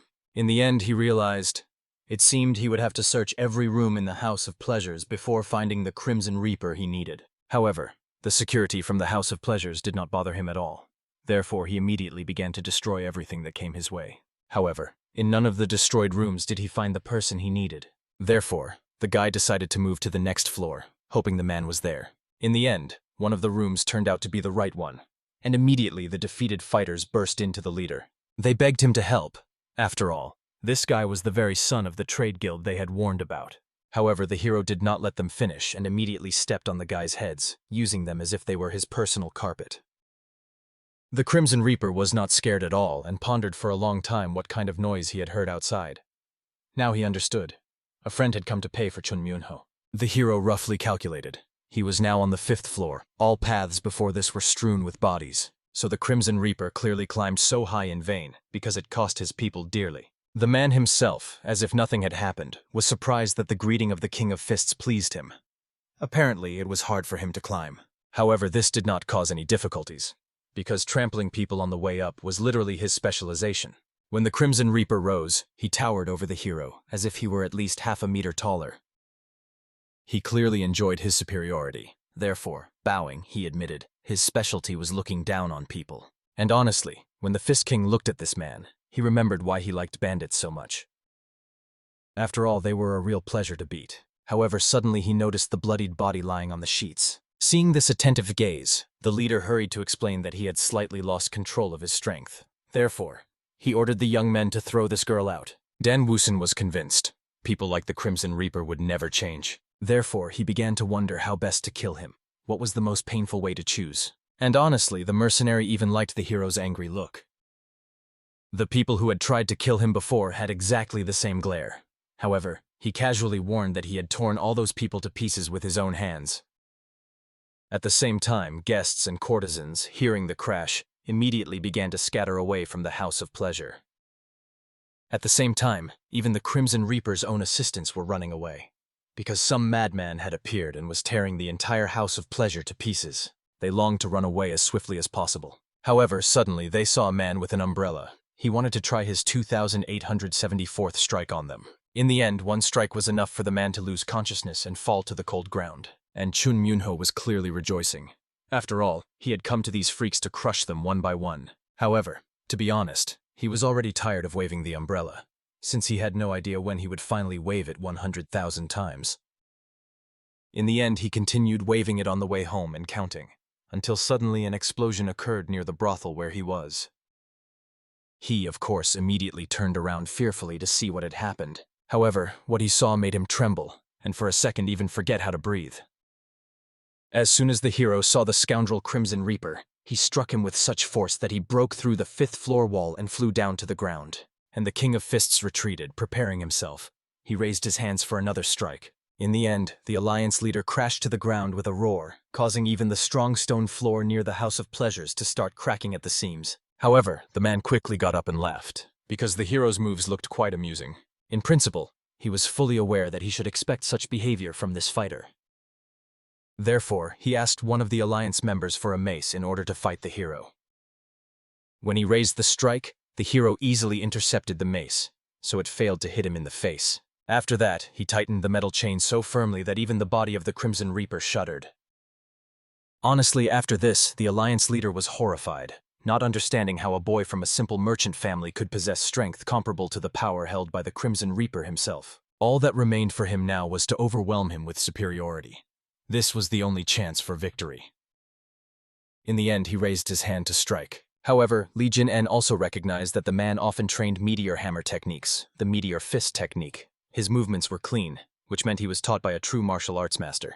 However, the man's opponent was not just some Li Jin-en, but the former King of Fists himself. In the end, he blocked the attack and struck the opponent in the stomach so powerfully that saliva sprayed from his mouth in all directions. Seeing the imprint left on his abs, the Crimson Reaper quickly realized that the hero was not so simple. But the Reaper also diligently trained fist techniques. For this reason, he decided to fight him seriously. He immediately nourished his body with energy, causing even his clothes to fall apart into the tiniest shreds. He, like a mad berserker, rushed at the hero, eager to tear him apart. Honestly, all the loser could think about was that even after giving his all, he ended up lying on the ground. All the King of Fists could do was laugh. After all, now no one looked down on him. Perhaps if the Crimson Reaper sometimes treated people humanely, everything would have been different. However, he was a true degenerate. Therefore, the King of Fists was so enraged that he did not intend to spare him. However, the Crimson Reaper only laughed, because despite the lightning energy on the hero's hands, he felt nothing but light tingling on his skin. Li Jinnen calmly nodded, realizing that it seemed better for him to start the procedure immediately from the second phase. And at the second phase, he already began to scream like he was cut from the pain. From the many lightning bolts piercing him, he began to writhe. The hero began to increase the phases and had already reached the fifth when the man's entire body was seized by convulsions. The mercenaries stood and watched in horror, not knowing whether they should approach to stop this nightmare. However, suddenly they saw a huge fist of lightning in the sky. It was the art of white lightning in 10 phases, the roar of lightning. In the end, this fist of power crashed into the man, simultaneously destroying everything it touched around. When the lightning storm ended, all that remained were the scorched remnants of human flesh on the ground, which had disintegrated from the tension.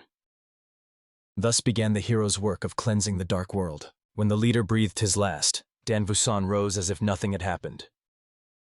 Looking at the people who served the Reaper, he was curious.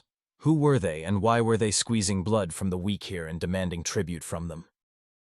He explained, if they had no one to show their strength to, he was ready to offer his candidacy for amusement. Then the King of the Fist would gladly do the same to them as he just did to their degenerate leader. However, the warriors did not hesitate, believing that their leader was simply unlucky. With such a crowd, they could definitely defeat one man. The others whispered, for they could not believe that the Crimson Reaper was truly dead. They longed to know who this young man was. Moreover, they were glad that they no longer had to pay tribute to anyone. After all, if the Crimson Reaper was dead and these bandits would soon be dealt with, then their problems would also end.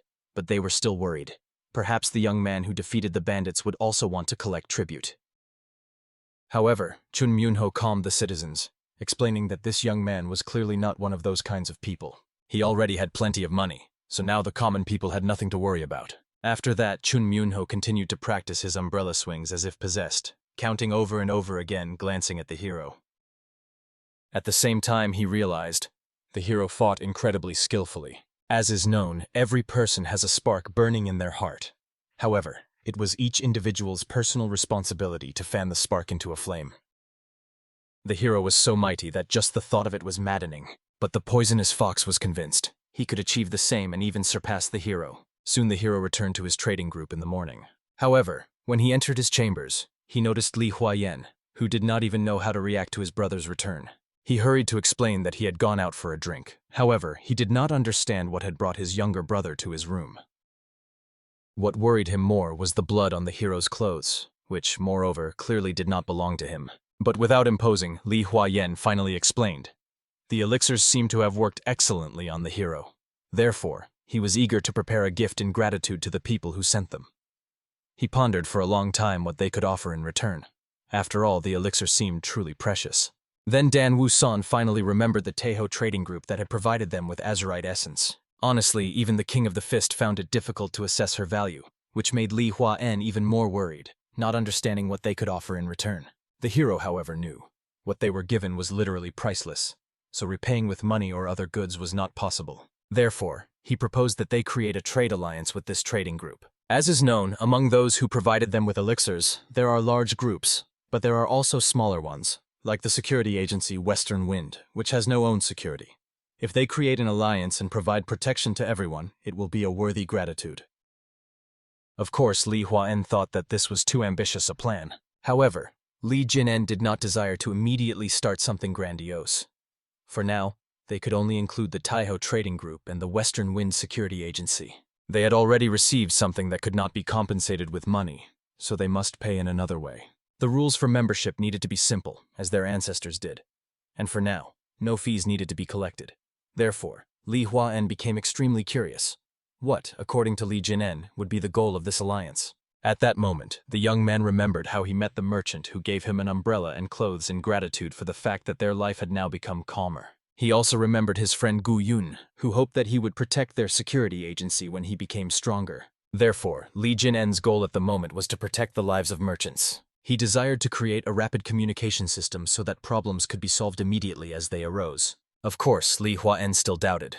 Could a situation arise that even the warriors escorting the Tejo trade group could not handle? And of course, if something like that happened to such a large group, it would mean the involvement of combat sects, especially the involvement of those who mastered dark martial arts. In that case, Li Jinen would personally go on these missions. After all, the potions sent to him were priceless and granted him colossal power. And Li Huaen was glad to hear that it really helped his older brother a lot. In the end, he agrees to his idea and began suggesting a name for the alliance. For example, Alliance Great Merchants Association. However, the hero, recalling the Crimson Reaper Alliance whose mercenaries were like his fanatics, rejected this name. He proposed not to include the word alliance in the name at all. Simply call it the Great Merchants Association. In the end, when this issue was resolved, and Li Huaen was already about to leave. However, he did not forget to remind his older brother that he had been very exhausted with work lately. However, this was not a complaint. For merchants, happiness is when there is plenty of work. Noticing his elder's approving smile, he went on to deal with work matters. However, suddenly they were called by a frightened guard. He flew in scared, warning that they would all be destroyed, for Lord Uyan himself had arrived with his disciples. Of course, Li Huayen immediately dashed towards the gates, but the King of Fists only sighed discontentedly, foreseeing a major confrontation. At that moment, the events shifted to the main hall of the trading group. There at the table sat the head of the Uyan clan himself, Uyan Sen, sipping sake. However, he was simply furious, which was very hard to hide. Just the memories of that disgraceful meeting of rulers made his blood boil in his veins. For this reason, he ordered that his 3 disciples fight Li Jin-en, the heir of this guild. One victory was not enough to restore their honor. Moreover, this boy could not die peacefully. Everything had to be done with particular cruelty. Then a relative of the clan, a young man with short hair, decided to find out from his brothers whether they planned to use weapons in the fight. After all, the young man himself always fought with bare fists, and it was not difficult for him. The second son also preferred fistfights, but the third son was not so confident in his fists, so he decided to use his blade. Of course, the second brother was amazed that the third did not feel confident fighting an ordinary merchant's son. However, he was extremely concerned that this merchant had managed to defeat even Uang Hu. Of course, although he was a distant relative, he still had some experience in martial arts. The second son of the head was convinced he simply lost because he lacked skill. There could be no other reasons. After that, he asked for another cup of wine and waited until they finally brought the heir to him as quickly as possible. However, when he looked back at the servants attending him, they turned out to be 2 twin thugs. They explained to the arrivals that the young master had invited them to the wing. As soon as he eats, he will meet with them. In the end, despite everyone already boiling over these words, there was no way out. So they headed there together with them. Finally reaching the wing, the twins entered first to warn the young master about the arrival of guests. When they entered, he was still bandaging his hands to avoid excessive injuries, and also greeted the people who had made such a long journey here. Of course, immediately 3 brothers one after another introduced themselves, greeting the hero and the first heir. But Li Jinen himself was quite surprised that the clan head himself had also come here. He, bowing with a smile, apologized for coming without warning, and admitted that he personally longed to see the hero's strength. From these words it became clear. They came here for a duel. Therefore, the hero agreed and asked them to choose a suitable format. The chieftain explained that his sons wished to learn much from the hero in this duel. Therefore, the rules were simple. Stepping out of the ring, losing consciousness, or being unable to move were considered a defeat. In the end, the rules were indeed simple and clear, so Dan Vusan had no reason to refuse. Therefore, the King of the Fist asked the first of his opponents to step into the arena. This opponent turned out to be the second son, and the chief was eagerly waiting for the moment when this traitor would beg for his life to be spared. At the same time, the second son panicked a little. Although he stood before the merchant's son, it felt as if a seasoned martial arts master was before him. Perhaps that victory over Uyan Hu was not such a success after all. The King of the Fist was quite surprised that the guy who stood against him decided not to even use his sword. However, he roughly explained that the hero should not treat him with such contempt. He had the right to act as he deemed necessary.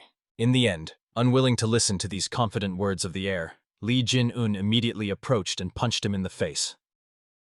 In the end, not only did he fly out of the arena, but he also almost gave up the ghost. The blow was that powerful.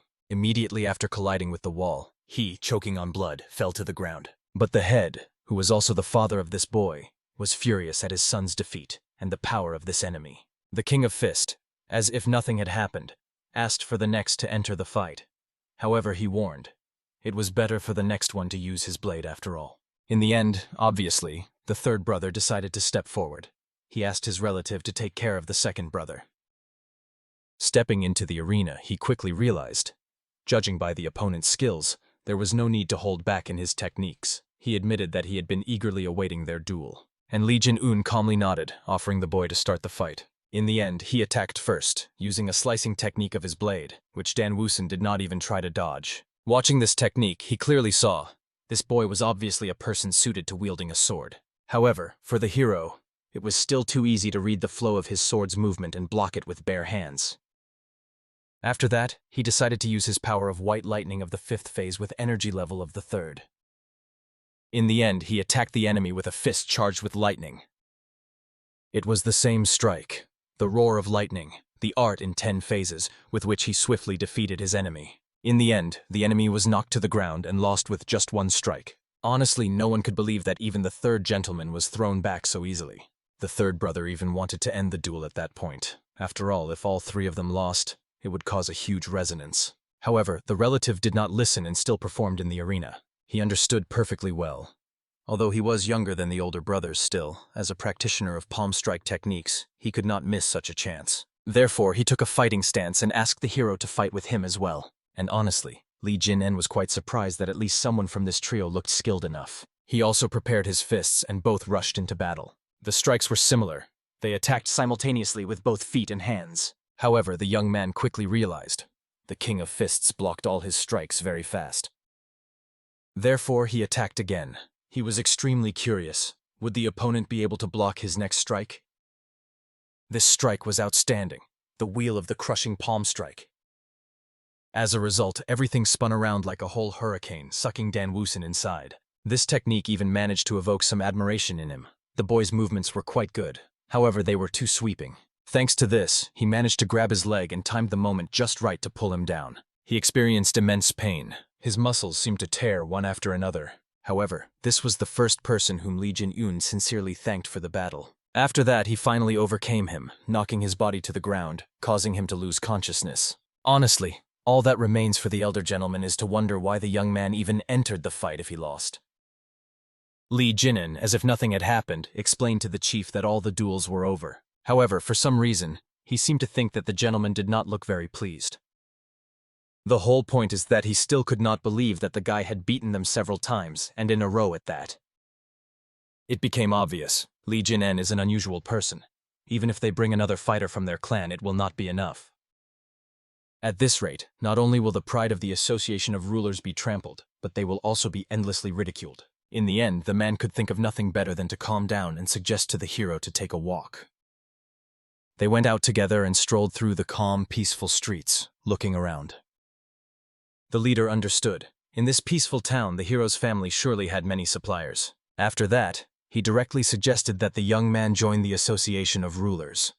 Not the entire trade guild, only the hero himself. If he joins, the association will also protect his guild. As far as Dan Woosen knew, the association led by 4 great clans was called the Association of Rulers. However, the hero also knew, only those who left the Murim Alliance could join there. Moreover, they focused on the interests of 9 sects and preferred to call themselves a group competing with the Murim Alliance. Finally, Lee Jin-en recalled, the Uyang clan had joined the association quite recently. Apparently, that was why they were so obsessed with saving face. The man, acting as if nothing had happened, explained, the people under his clan's command spread various rumors about the hero, which greatly damaged the young man's reputation. However, the leader did not at all desire to blame the hero, so he could calmly join their clan, help him restore his honor. It was not that difficult. The leader was well aware. Now the only way to get the senior young master out of a difficult situation was to bring him into the association and create the appearance that he was subordinate to him. However, Lee Jin-en was curious to find out, what would he lose if he refused this? That was exactly the point. He would lose nothing. However, the man thought that the son of a great trade guild should be able to calculate profits and losses. However, the Fist King was well aware that the association demanded nothing from him. He already had more than enough money, and they offered him the position of an ordinary warrior in the association. In the end, he decided to bow out and say goodbye to the man. After all, it seemed he had no intention of retreating in battle.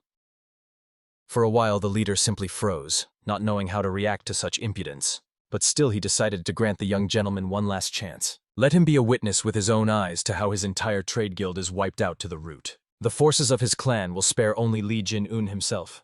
They will declare him the enemy of the entire martial arts world. So it was worth thinking carefully about this proposal.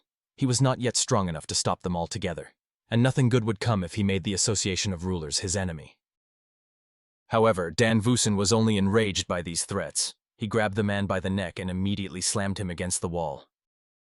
He warned this crazy freak. He might kill him right here and now, and then wipe his entire clan off the face of the earth. He can even blame his eldest son. And the head could check whether the hero is capable of this right now.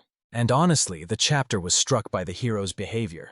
He had heard many vile words in his life, but his words were unforgettable. So he concluded. Li Jin-yun matched the rumors about himself. He was a man without manners, restraint, or shame. He desperately wanted the hero to keep these words until the moment he sees his true power.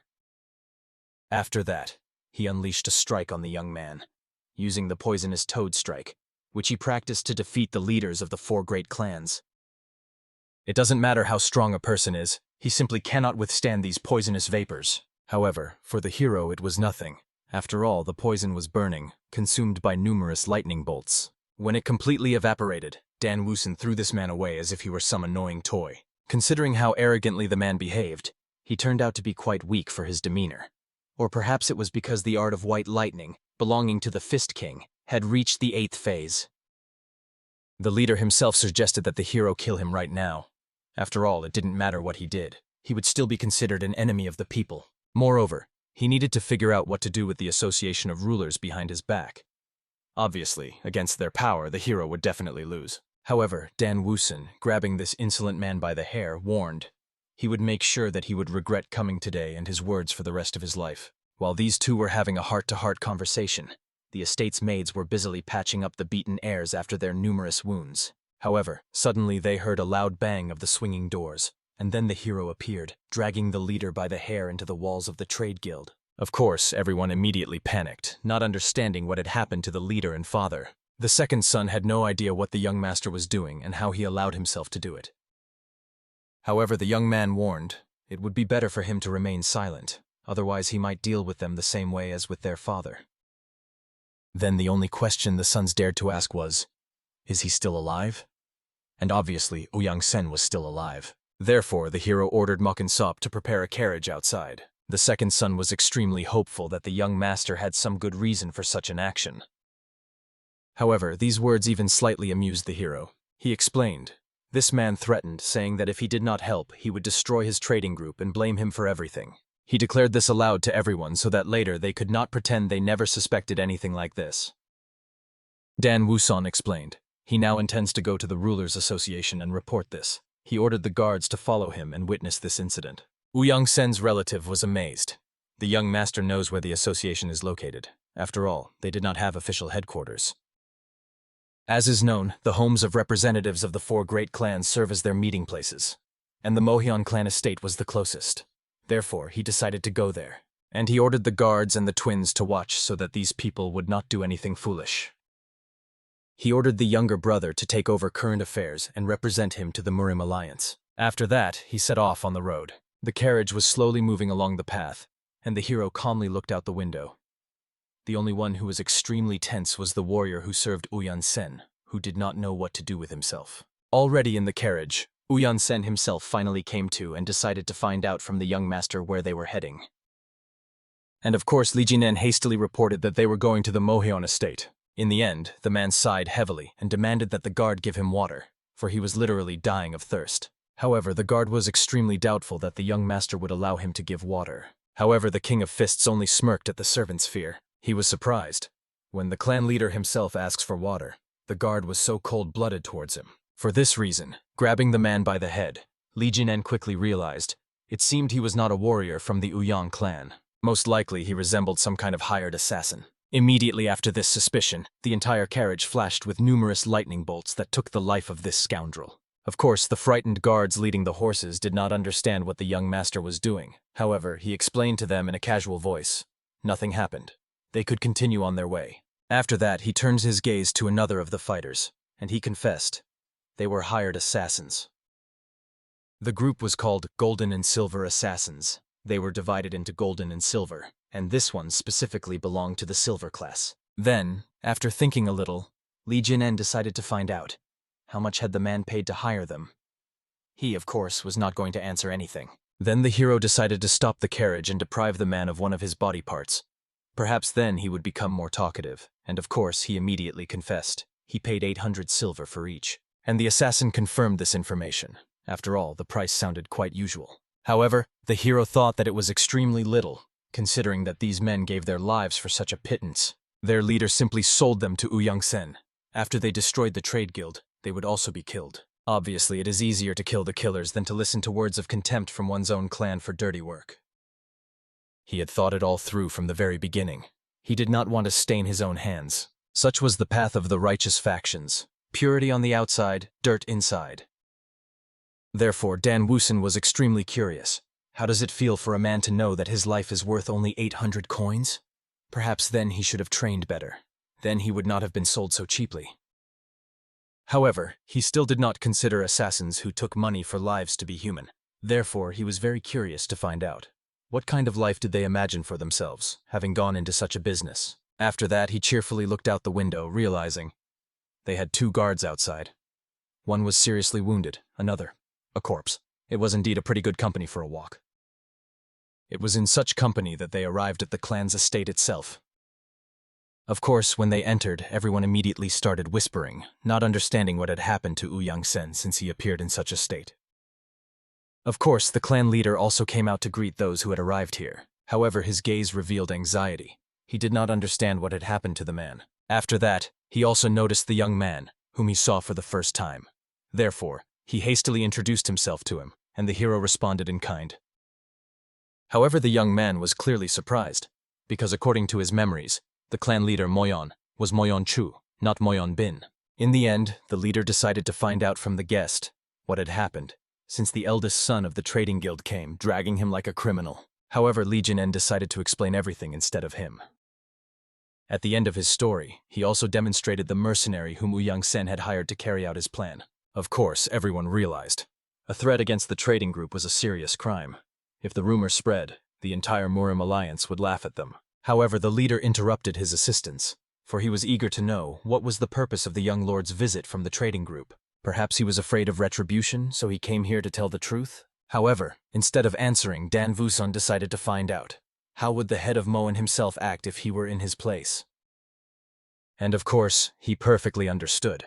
If someone threatened to exterminate his family and make him a criminal, he would kill that person.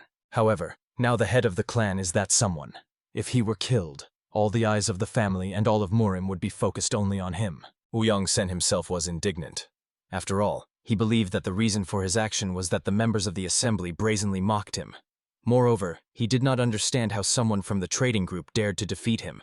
If only the clan heads had not laughed at him in the association, perhaps he would not have made this mistake and would not be standing here in such a state now. He believed. These people forced him, and now they must help him. He promised.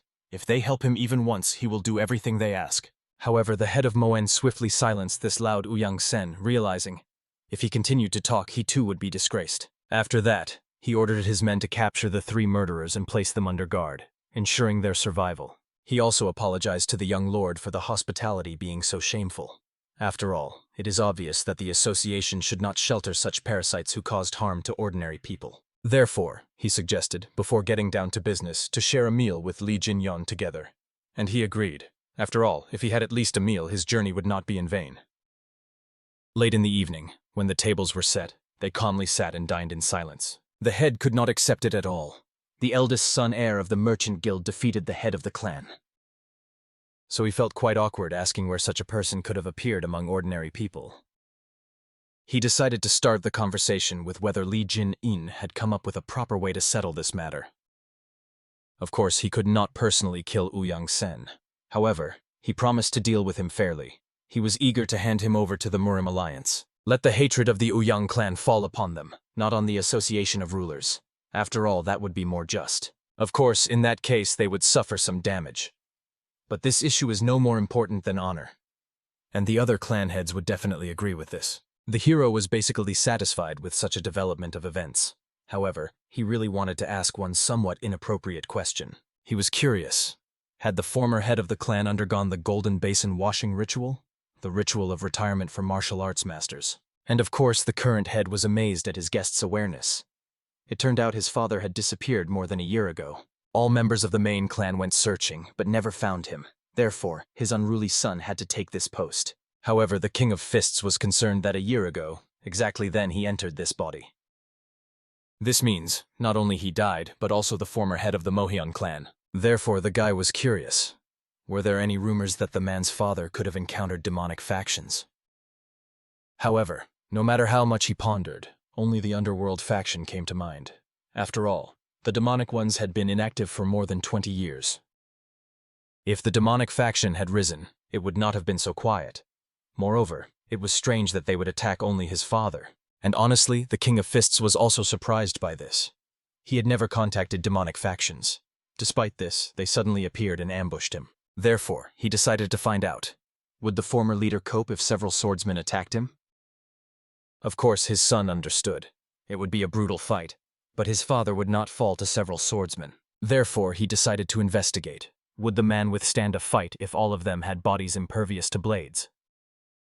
It was a strange question, based on the past life of the King of Fists. Some of all those he fought survived even after the strike of his lightning-fast 9th phase energy. Even in Li Jinin's body, the 8th stage energy was exhausting for ordinary people. Considering his past level, it was almost impossible. At the very least, the enemies had to possess bodies impervious to blades or higher. If such people, together with those who possess strange magic, unite their forces, then the only ones who could oppose them are those who were beyond the heavens. Even the son searching for his father could not find any traces of the demonic faction. Apparently, they acted very secretly and clearly pursued some hidden goals. And at the same time, the assistant came to the Sword Demon, rejoicing that they had finally found the Sword King. It was excellent, long-performed work. Therefore, they decided, without much hesitation, to take action. Now it was time to hunt their next prey. At that time, the hero asked, and the young man told him about the current situation of the other strongest martial arts masters. He had not heard from the Blade Emperor for a long time, and it was curious. Was he still in good health? To be honest, Uyang Sen accused the head of Mohyun of mocking him. But to be precise, it was the Blade Emperor who laughed loudly. The others just awkwardly glanced at each other, as the atmosphere was quite tense. In principle, then the hero understood why the clan leader felt out of place. As for the Blade Emperor, he never stooped to pay attention to such insignificant things. This majestic master invariably ignored everyone he disliked. As for the Sword God, the legendary warrior retired into seclusion about half a year ago. However, the young man could not comprehend what martial arts someone who had already reached heavenly heights of mastery could desire to improve. The Imperial Sword, in turn, led the life of a wanderer without a permanent abode, so tracking his whereabouts seemed an impossible task. Regarding the last of the great masters, no news has come from him. The Sword King has half withdrawn from worldly affairs and now dedicates himself to training his followers. As for the latter, the speech naturally turned to the King of Fists. This warrior possessed such a fierce and furious temper that even the former head of Moan had to exert considerable effort to control him. No news came from him either, and most likely this wild master was either wandering across the Celestial Empire in search of worthy disciples or smashing some sects from the Shadow World to pieces. As was known, it was extremely difficult to establish friendly relations with such a person, so there simply were no contacts with him. Dan Vusan, of course, was extremely curious to learn more about the King of Fists. What exactly in the character of this legendary fighter prevented him from getting closer? It turned out that the celebrated warrior often beat younger disciples from orthodox sects for their arrogance. He punished the senior representatives of the demonic factions if they provoked his irritation, and mercilessly destroyed every encountered member of heretical sects. Even the young heirs of noble clans repeatedly received slaps from him. The head of the family, however, considered King of Fists an honest and principled man. He invariably kept his word, and without the slightest hesitation challenged even senior masters to a duel. The patriarch got the impression that this legendary warrior was the embodiment of the fighting spirit itself. Judging by the father's stories, it became clear that Dan Vusan led a rather solitary existence. The hero himself, however, realized that Dan Vusan's life was not as joyless and empty as it might have seemed from the outside. But catching his mistake and taking advantage of the fact that the young man did not hear the last words, he hastily changed the conversation to another topic. After that, when the rain began to fall from the sky, the head decided to return to the trading caravan. But unexpectedly, the Patriarch suggested that Li Jin-en, if he had no urgent matters, personally visit the Murim alliance. As a result, the next morning at the estate, the young man met again with the head of the family. The Patriarch warned, if the hero gives testimony directly before the Murim alliance, they will be able to direct the case in the necessary direction.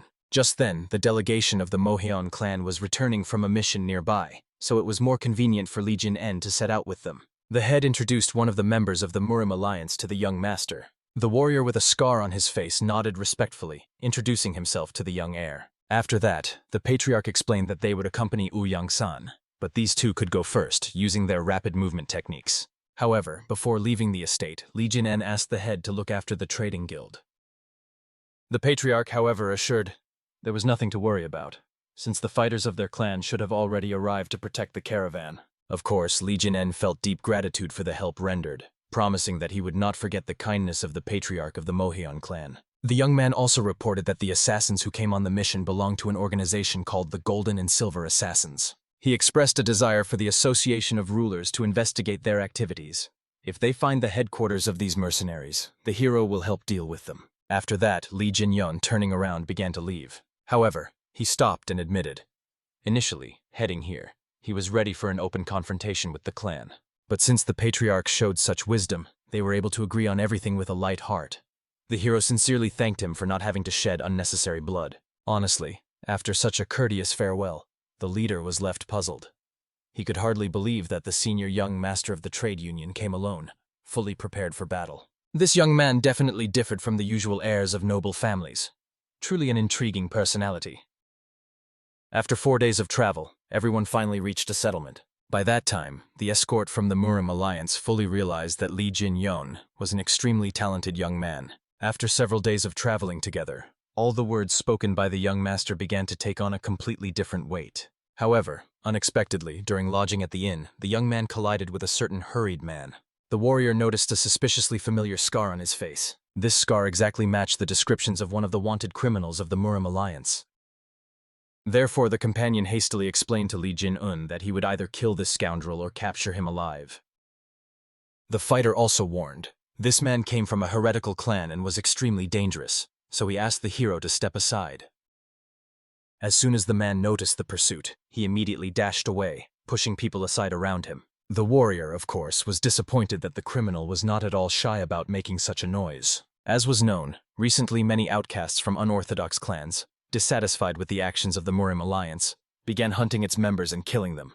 That one of them was walking so openly, this seemed extremely strange. Therefore, when the warrior followed the man, he was not at all surprised to fall into a trap. Judging by the fact that the two fighters were missing their hands, they must have been the very ones who lost the duel to their leader.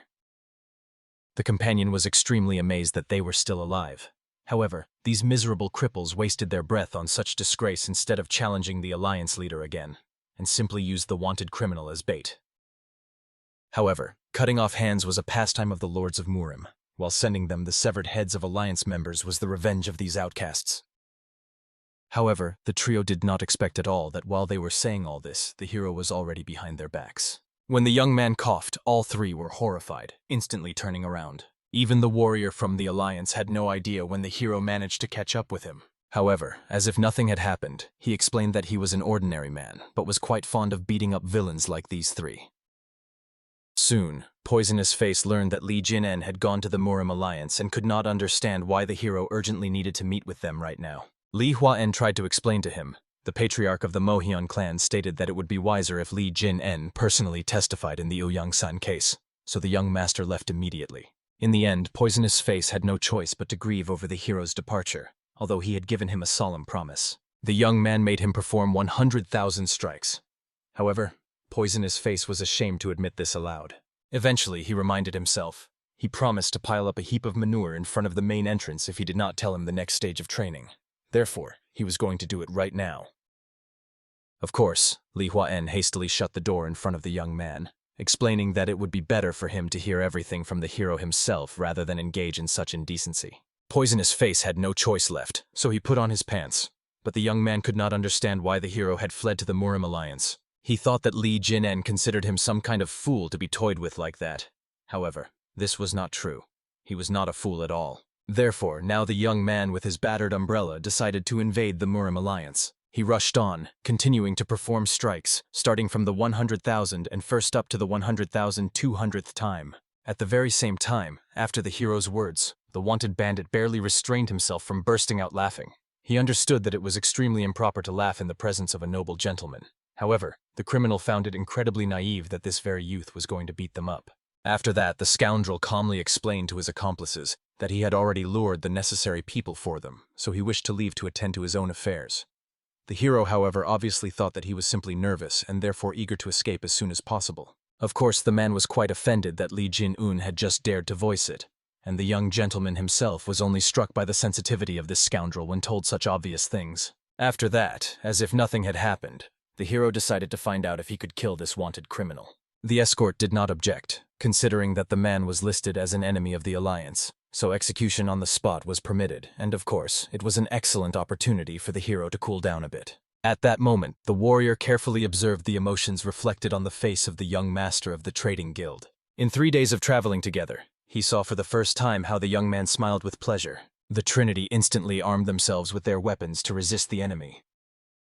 The wanted criminal immediately threw away his blades, realizing that he would be the one to execute this scoundrel. Easily dodging the first flying weapon, the hero caught the remaining blades thrown his way. After that, he suddenly jumped into the air and struck the opponents standing behind the convicted man at that moment with those very blades. Then the wanted criminal realized, when it seemed to him that Li Jin-un had missed. In fact, the young man had deliberately missed him to wound others. Dan Vusan decided to find out why this man had become a wanted criminal.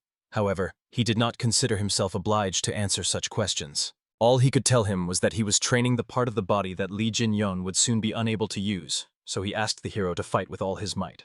The scoundrel, to amuse himself, aimed straight at the young man's groin, understanding that such a toy was completely unnecessary for the hero.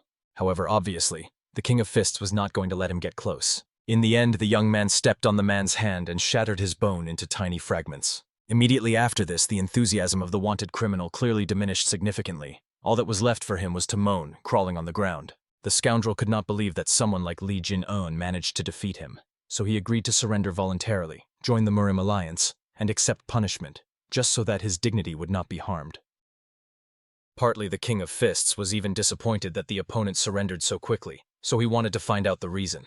The criminal believed that if he surrendered, the case would be closed, and moreover, he might be pardoned, considering that he had information about other wanted individuals.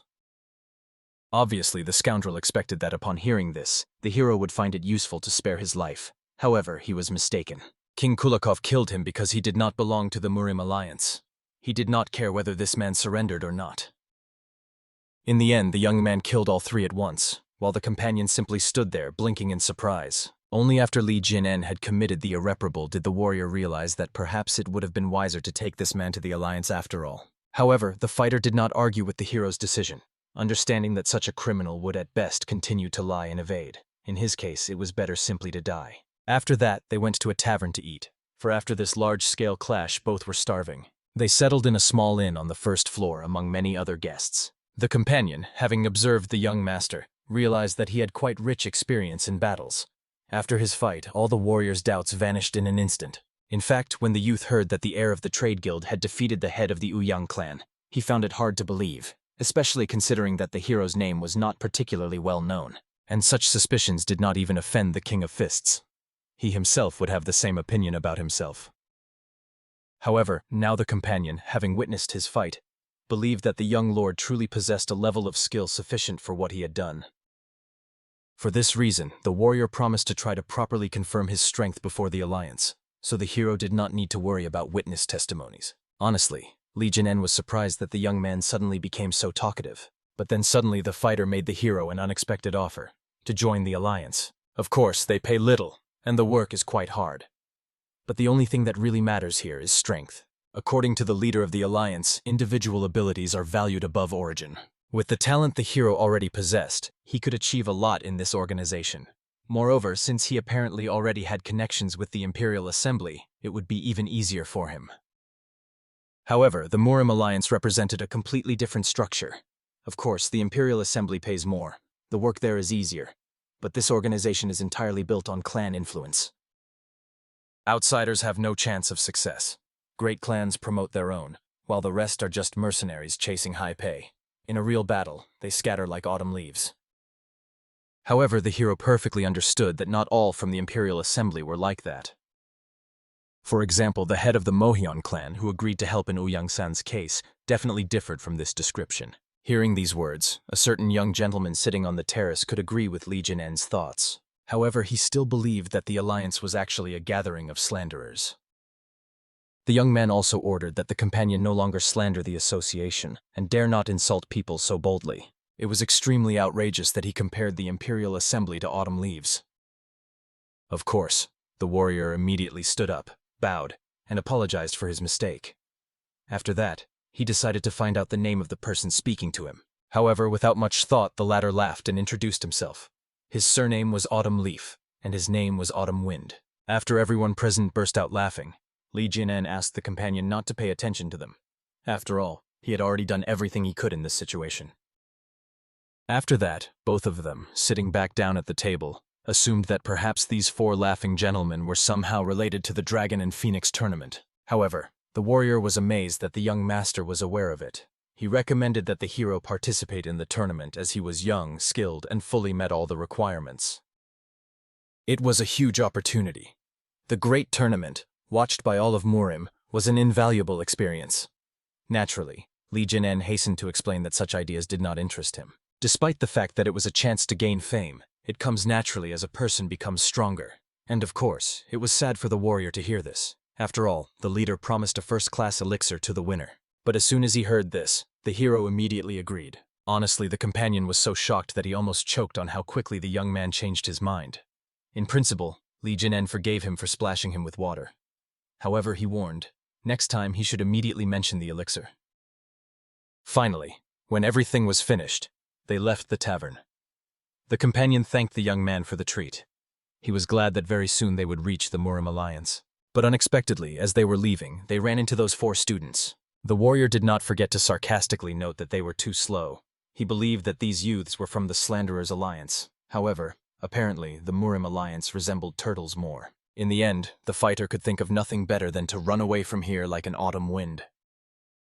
And the hero supported his idea, so they immediately dashed forward, overtaking those two and showering them with dirt from their feet. Of course, the gentlemen were horrified by the audacity of these hooligans. They deliberately raised this dusty whirlwind right in their faces. However, the young man just laughed. He asked his friends to return together with the escorts while he demonstrated to these two what true art of movement is. Naturally, everyone immediately began to root for him, wishing that he would put these insolent ones in their place. Soon the trio reached a rocky cliff rising ahead. The hero easily jumped over it, as if literally stepping on air. Thus he reached the palace walls. Honestly, the escort was extremely worried. Not only was Li Jinen faster than him, but the pursuing young man was also incredibly quick. In the end, the warrior had no choice but to rush forward with all his might, for he could not allow someone like a member of the Imperial Assembly to prevail. Finally, he landed on the ground and, out of breath, demanded that Li Jinen admit who had won. After all, the fighter was sure he had pulled slightly ahead. The hero was indignant. This young man was so obsessed with the competition. However, at that moment, a stately man appeared behind the two. He was insanely curious why the young man was arguing so passionately. Undoubtedly, among them, the young master Li Jinen was the winner. Obviously, everyone immediately bowed to greet the alliance leader, and he praised his assistant for the completed task, after which he introduced himself to the heir of the trading union. The leader of the alliance quickly realized the victorious young man was indeed the very lord from the trade guild. Honestly, the heir of the Hua clan could not have imagined that this was the very youth who defeated Patriarch Uyan.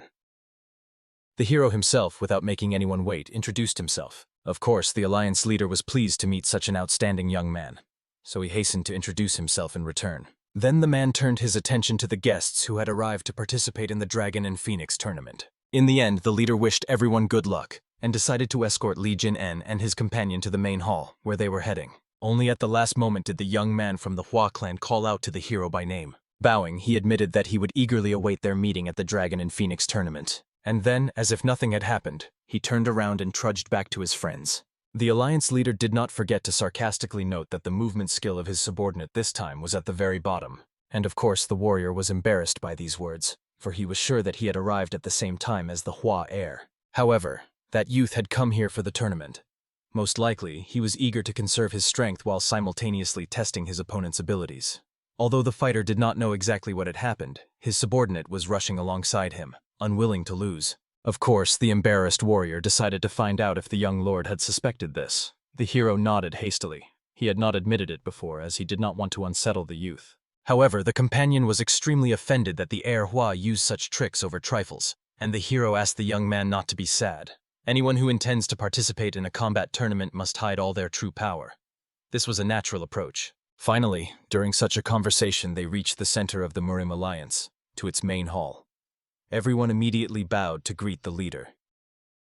However, he hastily showed that he did not need greetings. He asked that all those present leave, and that the young gentleman from the trading association remain.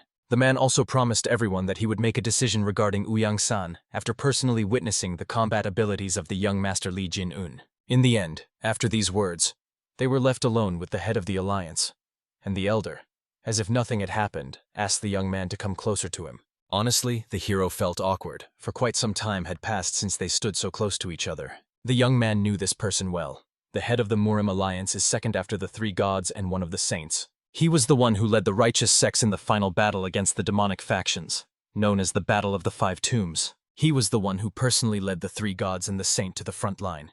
This man is truly worthy of respect. When the young man pondered this, he had an unusually stern expression on his face. The alliance leader admitted to Li Jin-un that he often met young men like him, but he preferred those who behaved according to their age. He felt more at ease with them. Therefore, the hero immediately dropped his affected seriousness and showed some awkwardness. But the elder only liked this. Truly, the young man looked much better when he smiled. After that, the man directly decided to find out whether the young man was by any chance the successor of the King of Fists. And he was also curious about how many techniques he had already managed to learn from his mentor. Of course, Dan Vuson was stunned. How did the old man even know about this? From his facial expression, the man had clearly figured everything out. The leader quickly explained. The young man clearly used fist-fighting techniques and also controlled lightning energy. In the history of Murim, the main clans and sects working with lightning energy were the Namjun clan, the Bakley clan, and Simyeon, and of course the Enlightenment sect. Simyeon belonged to the clan of swordsmen. Namjun practiced Taoist arts. Bakley surrendered after many failures. Only the sect of Enlightenment remained. This is the sect of the King of Fists. Although calling it a sect is strange since it adhered to the principle of succession from one disciple to another.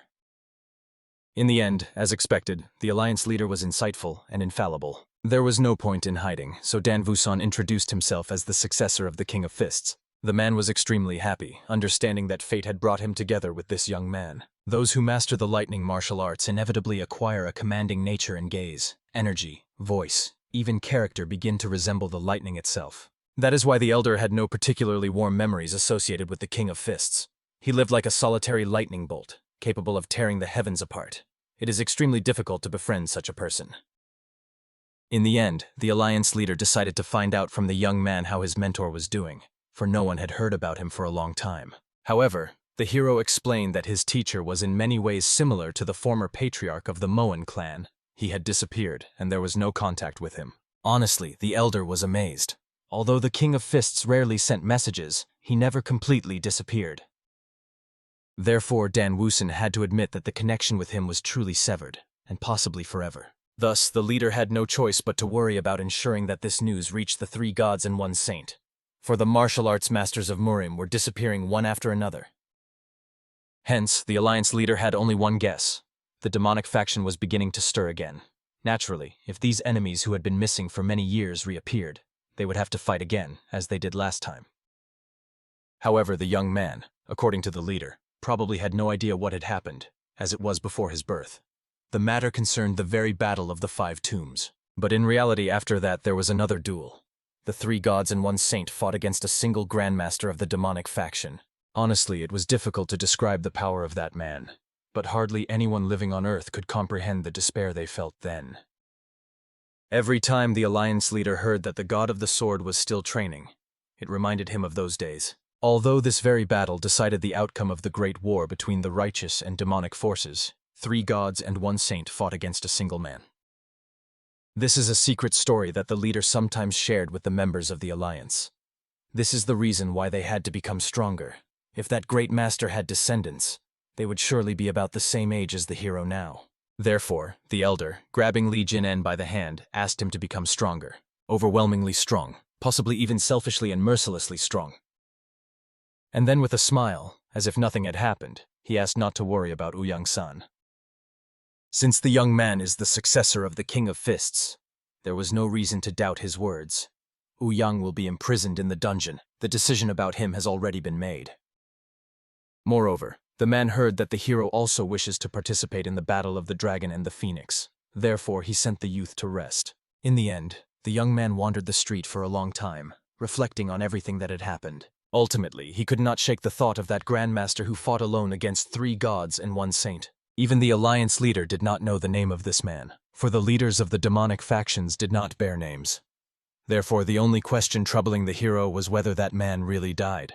All the elder could report was that they cut him down again and again, then burned him, collected the ashes, and scattered them over the mountains. However, if such a disaster happens in the future, the leader will ensure that either this enemy himself or his descendants perish, leaving not even ashes behind. Honestly, when the young man was leaving, the image of the alliance leader, left alone in the vast hall, was forever imprinted in his memory.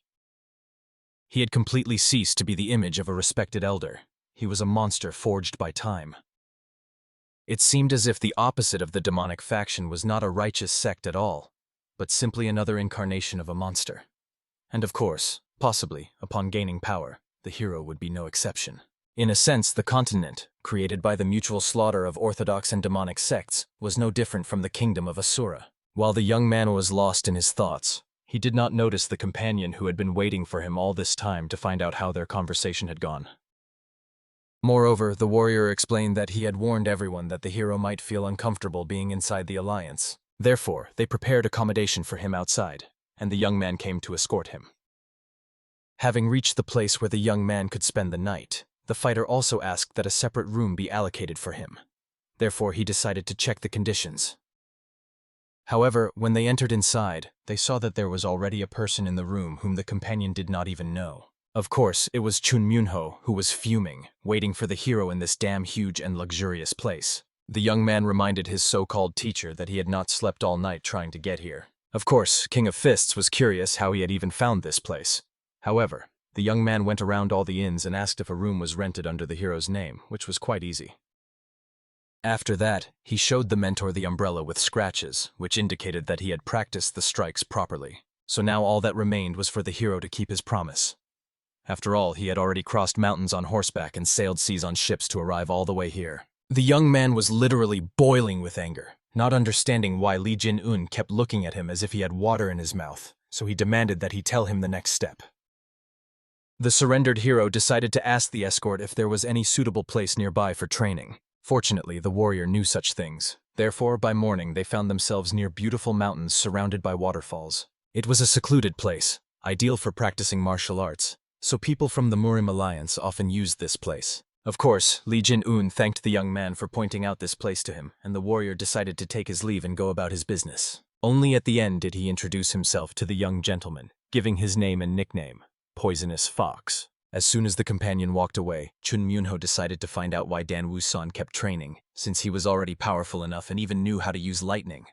Why did he need anything else? However, the young man realized he could not rely solely on the art of the white lightning of 10 stages, for his inner energy had deepened, so he intended to also practice the divine art of the phantom flower. Of course, all this remained completely incomprehensible to Chun Myunho, for he knew nothing at all about the world of martial arts. Therefore, the hero did not explain anything to him, what extremely offended the poisonous fox himself, for he believed that Dan Woo-san looked down on him. Watching him rage, all that was left for Li Jin was to sigh heavily. He promised that he would explain everything to him now, however, only once, so the young man had to listen very carefully. The art of the white lightning of 10 stages, which the hero possessed, was focused on powerful offensive techniques. But one attack is not enough to defeat true martial arts masters. Fighters must also be able to exploit weaknesses and redirect the opponent's moves. The divine art of the phantom flower is a martial art that specializes precisely in such principles. Finally, the poisonous fox understood what the hero was talking about. He needed power to turn the opponent's technique against him. The highest secret of the divine art of the phantom flower is the technique called the phantom grasp. The technique allows moving certain objects without touching them, bending the trajectory of an enemy's weapon, or even snatching it straight from the enemy's hands. Of course, for a close combat fighter like the hero, this martial art was simply necessary. And he demonstrated it. He pulled a twig toward himself that had just fallen near Chun Myung-ho's head. However, to the young man himself, after the explanation, it seemed that this technique was better suited to be called thieves. But immediately after that, he was struck by lightning, a punishment for his bold words. The hero was outraged. He didn't even try to comprehend the complex martial art in his foolish head. However, he was pleased that the young man was beginning to understand at least a little. Apparently, those 100,000 strikes he performed were not in vain after all. However, Poisonous Fox still had not reached his true goal. All he noticed was that his hands had become a little thicker. Therefore, it seemed to him that the hero should have been given something useful from the very beginning, something that could develop him much more. At the same time, Dan Woosen held an umbrella in his hands, which symbolized the chance he gave to Chun Myung-ho by believing in his potential. However, not everyone had the strength to take advantage of this chance. Therefore, he decided to complicate the task for the young man. And even the thought of this brought a smile to his face. He explained to the youth that out of all the 100,000 downward strikes he performed, only one single one had any value. Therefore, the mentor explained, if he ever wanted to block, parry, or deflect someone else's attack, he would need to find and use the most perfect of all these 100,000 trajectories. If he failed to do this, he would simply perish. And of course, Poisonous Fox immediately began to ponder. What was the most effective strike among the 100,000? What is the most precise chopping movement, as well as the swiftest and sharpest stabs? Among these 100,000 strikes, he needed to extract these techniques, cleanse and sharpen them, and thus form a coherent sequence. This was what was called the basic form. Masters of martial arts from each sect studied, modified, and polished these sequences through endless repetitions until they achieved perfection, which they called the art of the sword. However, obviously, mastering the art of the sword was not the ultimate goal. Application in real combat is a completely different matter. Therefore, Poisonous Fox needed to gain real experience to develop his combat intuition, and watch his tongue, or else he would never manage to acquire it. Hearing all this, the young man finally began to understand why martial arts masters go crazy during their training. However, the hero explained, for every madman there is someone even madder. Nevertheless, the mentor asked Poisonous Fox not to worry. The hero did not intend to teach him excessively complex techniques. However, the youth was troubled by these words, for he thirsted to become stronger. After all, as Li Jin-en said, there are many fighters who trained in the techniques of great sects much more diligently than Poisonous Fox ever did. Therefore, he needed to become more powerful to catch up with them. Thus, Li Jin-en had to explain to Chun Myung-ho, joining a famous sect, studying orthodox techniques, and training under the great master is not the main thing. Becoming stronger is a much deeper matter. Because everything depends on a single person who lives his life more seriously than anyone else. Obviously, heeding the mentor's words, Poisonous Fox began to gradually comprehend everything. Suddenly, they noticed that the leader of the alliance had been watching them all this time. The escort immediately apologized, for he did not know that the leader wished to begin training. Therefore, he brought these two to this secluded place. However, the elder was glad to skip the training in order to enjoy this curious spectacle. At the same time, Li Jin-eun explained to the young man, if we talk about the greatest sword techniques in history, 9 out of 10 would name the 9 strikes of Doko. And even Poisonous Fox had heard of this when he was a child. He waved a stick and shouted the names of these techniques everywhere. However, Li Jin-eun knew that there was one sword art that could surpass even this. It was the art of Jin, a man known for his obsession with swords. Of course, Chun Myung-ho had never heard his name, and that was because he did not belong to any sect. But if Poisonous Fox truly wished to master his art, he first needed to learn its history. Jin grew up in a traveling troupe of performers. From childhood, he studied the sword dance, that very seductive dance where the sword cut clothes off people. He danced alongside the older women who raised him. Obviously, many thoughts swirled in his head. For the boy who had practiced the sword dance for more than 10 years, did everything just to avoid touching those around him. He was a man who trained with the sword solely to avoid hurting anyone. When this man finally learned to wield a sword meant for killing, his enlightenment flashed in an instant. That is how he surpassed even the 9 strikes of Doko and created the greatest sword art in the entire country. Honestly, the story was incredibly beautiful. However, Li Jin-eun explained, it was not the sword dance itself that made this swordsman so skillful. The greatness of swordsmanship or the prestige of the great sect, neither mattered. The only important thing was that he lived sincerely all these 10 years, dedicating himself to the sword dance. That's all. So how powerful the Poisonous Fox will become, it only depends on how he decides to live his life. Whether he will be an ordinary king of thieves or the Poisonous Fox, he needed to make his choice. In the end, having heard all this, the young man once again handed the hero his umbrella so that he could demonstrate the next technique. And the fox swore to Li Jin-un that he would never regret the path he had chosen for himself. In the end, after these words, the hero took the umbrella and immediately showed him a couple of techniques. Fortunately, the youth remembered everything the first time and immediately proudly swore that this time he would perform not 100,000 swings, but a whole million. The leader of the alliance was extremely impressed by the fact that the young man had just demonstrated the three swords technique. He could not even remember when he last had the opportunity to calmly observe someone's training like this. Obviously, after so many long years of the Murim Alliance's existence, all his friends began to disappear one by one, and almost all his subordinates had long since left. Today's performance truly brought the old man much pleasure. Therefore, he decided to prepare a worthy reciprocal gift for the hero. After that, the two continued training the whole night until Li Jin-un noticed the first signs of progress in himself. Honestly, the poisonous fox was amazed at how quickly the young man achieved mastery in using telekinesis. After a couple of days when it started to rain, the leader of the alliance appeared and called the hero to talk in private. Honestly, he admitted that he had been watching the young man's training, and he had to acknowledge he was truly extremely diligent. Chun Myunho felt awkward seeing the Murim Alliance leader so close, and he had no idea how Li Jin-un knew this elder. But the young man also quickly bowed to greet the leader of the alliance. However, the man immediately noticed the scar on the young man, which stretched from the cheek and looked like a sword wound. However, this injury was caused by a dagger. Obviously, the elder thought that perhaps he earned this scar during a fight or during training. However, Chun Myunho, though shyly, admitted that he used to run a gambling den and got into a fight with a guy who didn't want to pay his debt, and that guy stabbed his cheek with a dagger. Of course, he felt awkward talking about this to the Murim Alliance leader himself, but he couldn't hide it either. Of course, he could have lied that he was injured in a fight or training or something more decent, but now he made himself look like a complete idiot. However, the elder just laughed, explaining to the young man that he also has a scar that hasn't healed for a long time. The man's father used to own a brewery. He supplied drinks to taverns and sometimes transported the cargo himself. One day, the son saw how drunks were beating him in that very tavern. Of course, at that time he still did not know how to wield a sword as he does now. All he could do was grab a stick and start swinging it blindly. The drunks were not strong men at all. None of them died. The boy simply knocked them to the floor. His father, with a shocked expression on his face, approached his son and tried to stop the bleeding from his hand. And the boy himself at that moment did not even notice that he was bleeding. Then the man took him on his back and ran. By that time, the father had not carried him in his arms for a long time. Moreover, the boy saw that his father's sleeve was also torn and soaked with blood. It was the first time the elder encountered a real fight. Perhaps that is why the scar never disappeared. For, as is known, everyone who comes into the world of martial arts brings their own story with them.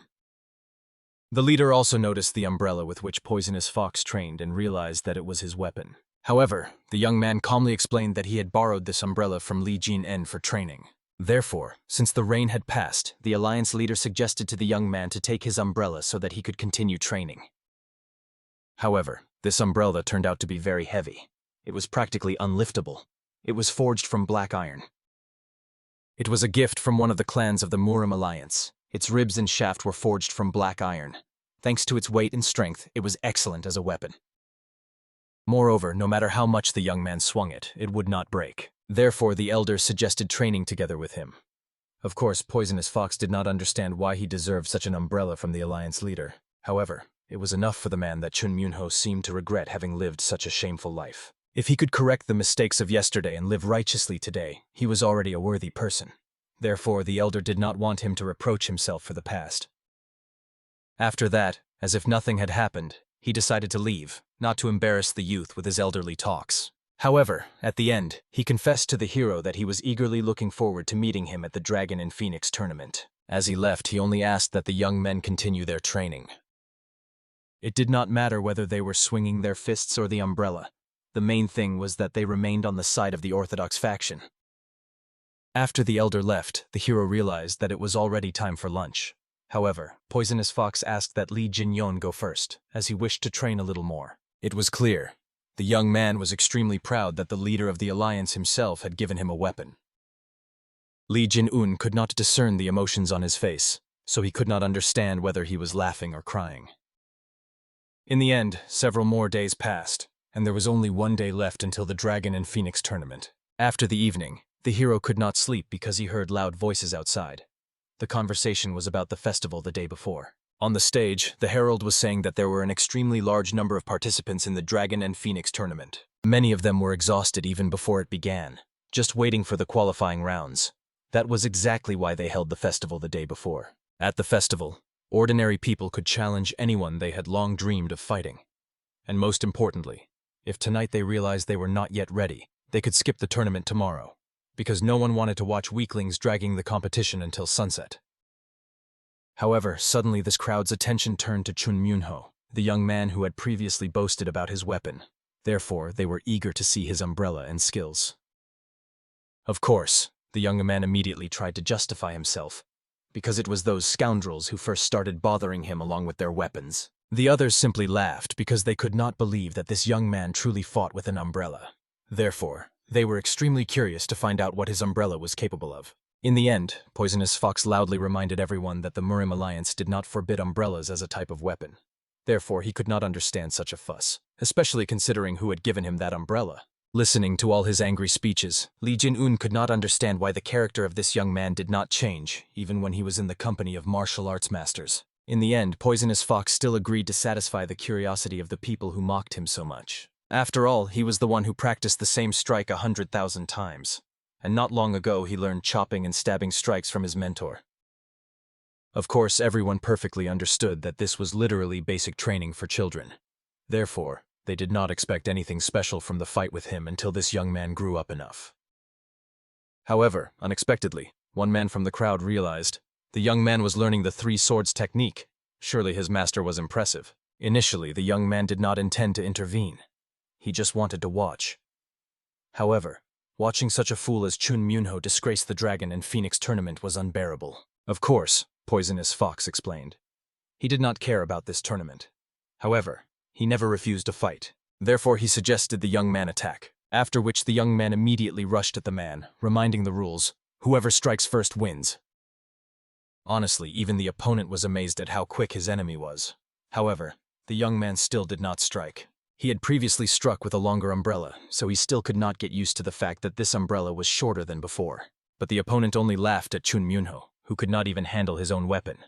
Therefore, he wanted to switch to a counterattack. However, to the shock of everyone else, Poisonous Fox simply decided to flee until he had sufficiently honed all his techniques. In the end, they simply started running in circles around the arena. Chun Myunho was repeatedly provoked, and eventually someone managed to strike his legs, causing him to roll across the arena. And the opponent only made the Poisonous Fox realize he couldn't run forever on such a short stage. Of course, the way he ran like a rat was quite amusing. However, now it was better for him to get up to see what true martial arts were. Immediately after that, he rushed forward and attacked with the blunt tip of his blade aiming at the young man's chest. However, fortunately, the latter managed to catch the hand at the last moment, preventing his ribs from breaking.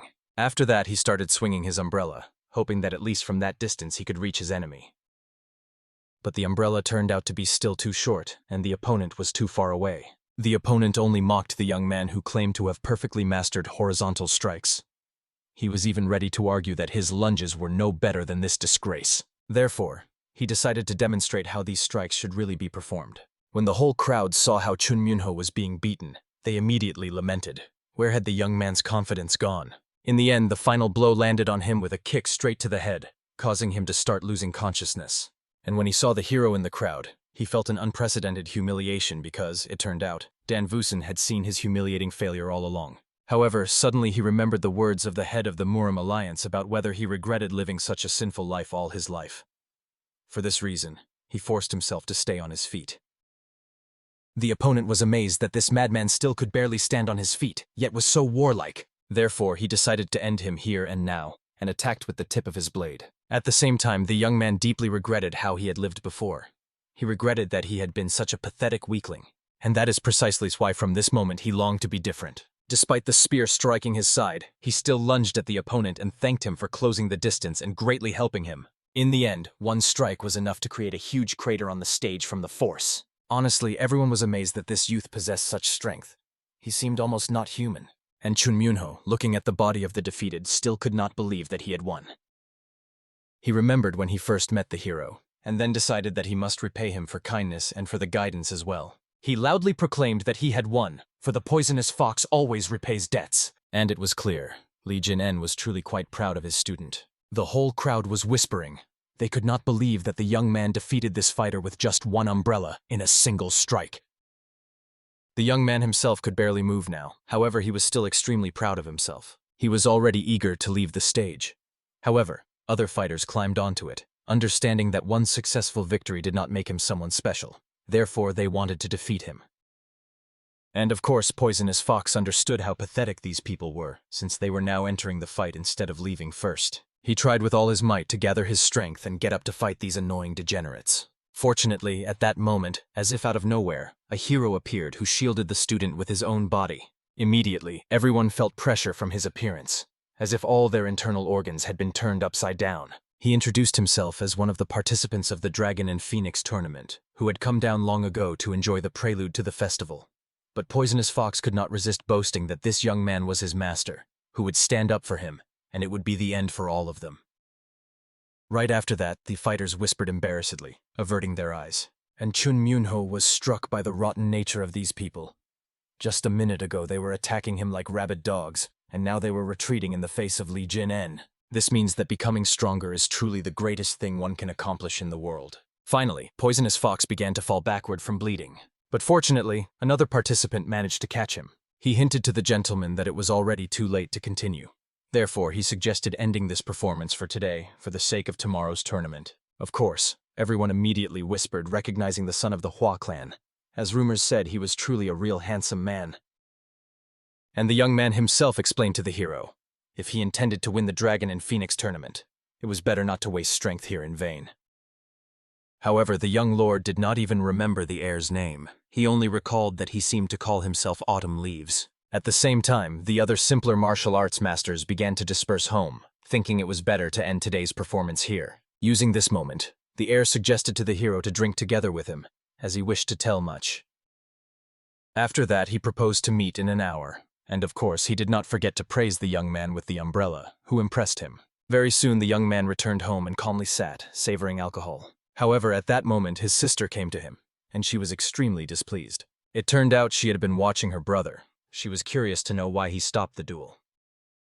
And the whole point was that he considered Dan Vuson a serious contender for the championship, and since he also aspired to this title, he did not want to reveal the hero's strength to the public prematurely. And even his sister agreed with her brother. Li Jin-en looked truly powerful. Even when competing in agility, it was clear. Li Jin-en deliberately slowed down to match their pace. Moreover, he kept a perfect distance. Deliberately. It was clear that he was a man with rich experience. And since the heir of the Hua clan had arrived here, he intended to defeat all the heirs of the great clans. However, now he had thoughts that it would be wiser for him to skip the tournament this year. Still, even during the duel, the young man did not use internal energy. With just the physical strength of his body, he could have dealt with all of them. However, the heir thought that his sister was so interested in the young man possibly because she liked him. He even suggested negotiating with their father about her marriage, since it was better to be connected with a trading clan than with some fighting one. It was obvious that she came to his room to find out more details about the hero. Therefore, there was no point in lying. However, the girl still bashfully continued to insist that this young man was not that interesting to her. But the brother advised her to carefully weigh all the pros and cons. If the young man was so to her liking, it was better to arrange the marriage before his victory in the tournament. However, she continued to bashfully shout that Li Jin-en was not her type at all, not even noticing that he was standing right in front of her. At the same time, the awkward hero, as if nothing had happened, decided to find out if he could enter. And the girl, who wanted to escape from here as soon as possible, did not notice that she had bumped her head straight into the doorframe. Li Jin-un felt great awkwardness, but the beauty herself realized that she looked like a madwoman. At the same time, to lighten the mood a little, the heir, as if nothing had happened, greeted his guest. He explained that his younger sister sometimes behaved foolishly. Despite this, she was one of the main contenders for victory in the Dragon and Phoenix tournament. As a result, after this, the awkwardness somewhat dissipated, so the girl introduced herself to the hero and in response heard his name. After that, all three sat down at the table to calmly enjoy the food and talk. However, the beauty still did not understand why she was even among these two. At the same time, her brother, as if nothing had happened, confessed to the hero that Dan Woosen had made quite an impression on his sister. For this reason, she wanted to give him something. However, Li Jin-un did not understand at all what was happening, because he had not even done anything to impress her. The girl then handed the hero what she had in her hands, the treasure of the fist guard of their clan. It was not a metal attacking glove, but simply hand protection. Therefore, she asked the hero to accept them as a gift of goodwill. Honestly, they looked not just excellent, therefore the young man swore to use them wisely. At that time, the heir decided to find out from the young gentleman whether he knew who were considered the favorites of the Dragon and Phoenix tournament. And upon learning that he was completely uninformed, he asked that his sister tell him everything. Of course, she had no desire at all. Therefore, the brother threatened. Otherwise, he would reveal her shameful childhood, and then she would never wash away the disgrace. In the end, the sister had to tell. As possible winners, a great many names were mentioned. But in reality, the competition is between two forces, the Murim Alliance and the Rulers Association. The Murim Alliance puts forward as main candidates the heirs of the Mountain Sect Huan and the Wudang Sect, although their participation is still in question. The Wudang Sect risks life and health in every duel. All from the Wudang Sect do not wish to interfere in world affairs. As for the Rulers Association, they support other heirs, the Namjoon clan and the Doko clan. Well, if these two meet in the final, neither will leave unscathed. All because they were rivals in love. Both are madly in love with one lady, who is famous as the first beauty of the South. So if they meet in the final, both will end up with serious injuries. They grit their teeth waiting for the moment they can humiliate each other in the arena. And of course, the hero clearly heard the name of this girl. She was the daughter of the elder to whom he was so indebted in his past life. Apparently, this girl has already grown into a woman admired by the heirs of great clans. And Li Jin-en, who once was almost like an uncle to her, but now stood among her peers. It was a very strange feeling. Moreover, the heir, opposite whom the hero was seated, was also a member of the Association of Rulers. He was a kind of dark horse. In fact, he had never once participated in a public duel. Everything in life just seemed extremely tiresome to him. And truly, Autumn Leaf had no inner drive for battle at all. Perhaps he was simply so powerful that he did not need to fight at all. He could simply be a person who inspires a certain fear just by his presence. Also, the lady revealed that this year there are two unpredictable variables in the competition. They are not very well known, but rumors say they are strong. One of them is from the Hainan sect, and the second is Li Jin-en. For this reason, the heir was extremely curious to find out how ready the young master was for this tournament. Therefore, the hero had to explain. Of all the participants he had just heard about, it seemed there was not a single one he considered a serious opponent. And of course everyone was shocked by his such loud words. However, Autumn Wind laughed, realizing that the hero clearly was not going to lose. Moreover, obviously, it was truly not easy to deal with him. No matter how much the young man tried to analyze him, he could not comprehend his main martial art, nor his level, nor even whether he was interested in his sister. However, she was even known as the Snow Phoenix, but Li Jin-un showed no slightest interest in her. Perhaps he was simply too focused on becoming more powerful at any cost. In the end, when the evening came to a close, Li Jin-un prepared to go home, thanking the young master and lady for such a warm reception.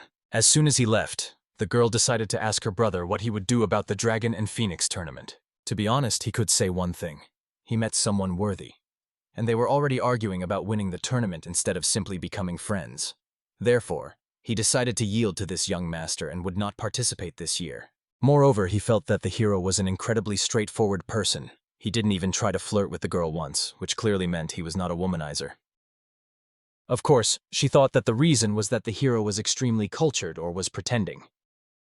However, the brother saw Li Jin-un simply did not care about his little sister at all. Naturally, she was offended by these words, so she immediately declared that she did not need Li Jin-un even as a gift. The brother laughed, but asked his sister not to be upset. In their lives, she would see many heirs of merchants, powerful martial families, clan heirs, members of the Murim Alliance. The hero. Not every person from the underground world is without honor. If she watches carefully with her eyes and listens to their words, she will definitely choose a man she will love. All his previous talks were simply to tease her. Therefore, he asked her not to take it to heart. And of course, the sister was not offended, for she knew her elder brother very well. However, the heir still insisted that she keep an eye on the hero, for he was meeting a person for the first time who so greatly disregarded the heirs of the Namjoon and Doko clans. If anyone had heard this, they would surely have already drawn their sword against him. And unfortunately, while they were discussing this with the sister, the heirs of the Namjoon and Doko clans overheard their conversation, and they were extremely enraged. Therefore, they demanded to be given a name. Two confessed. Who else would dare to so greatly underestimate them?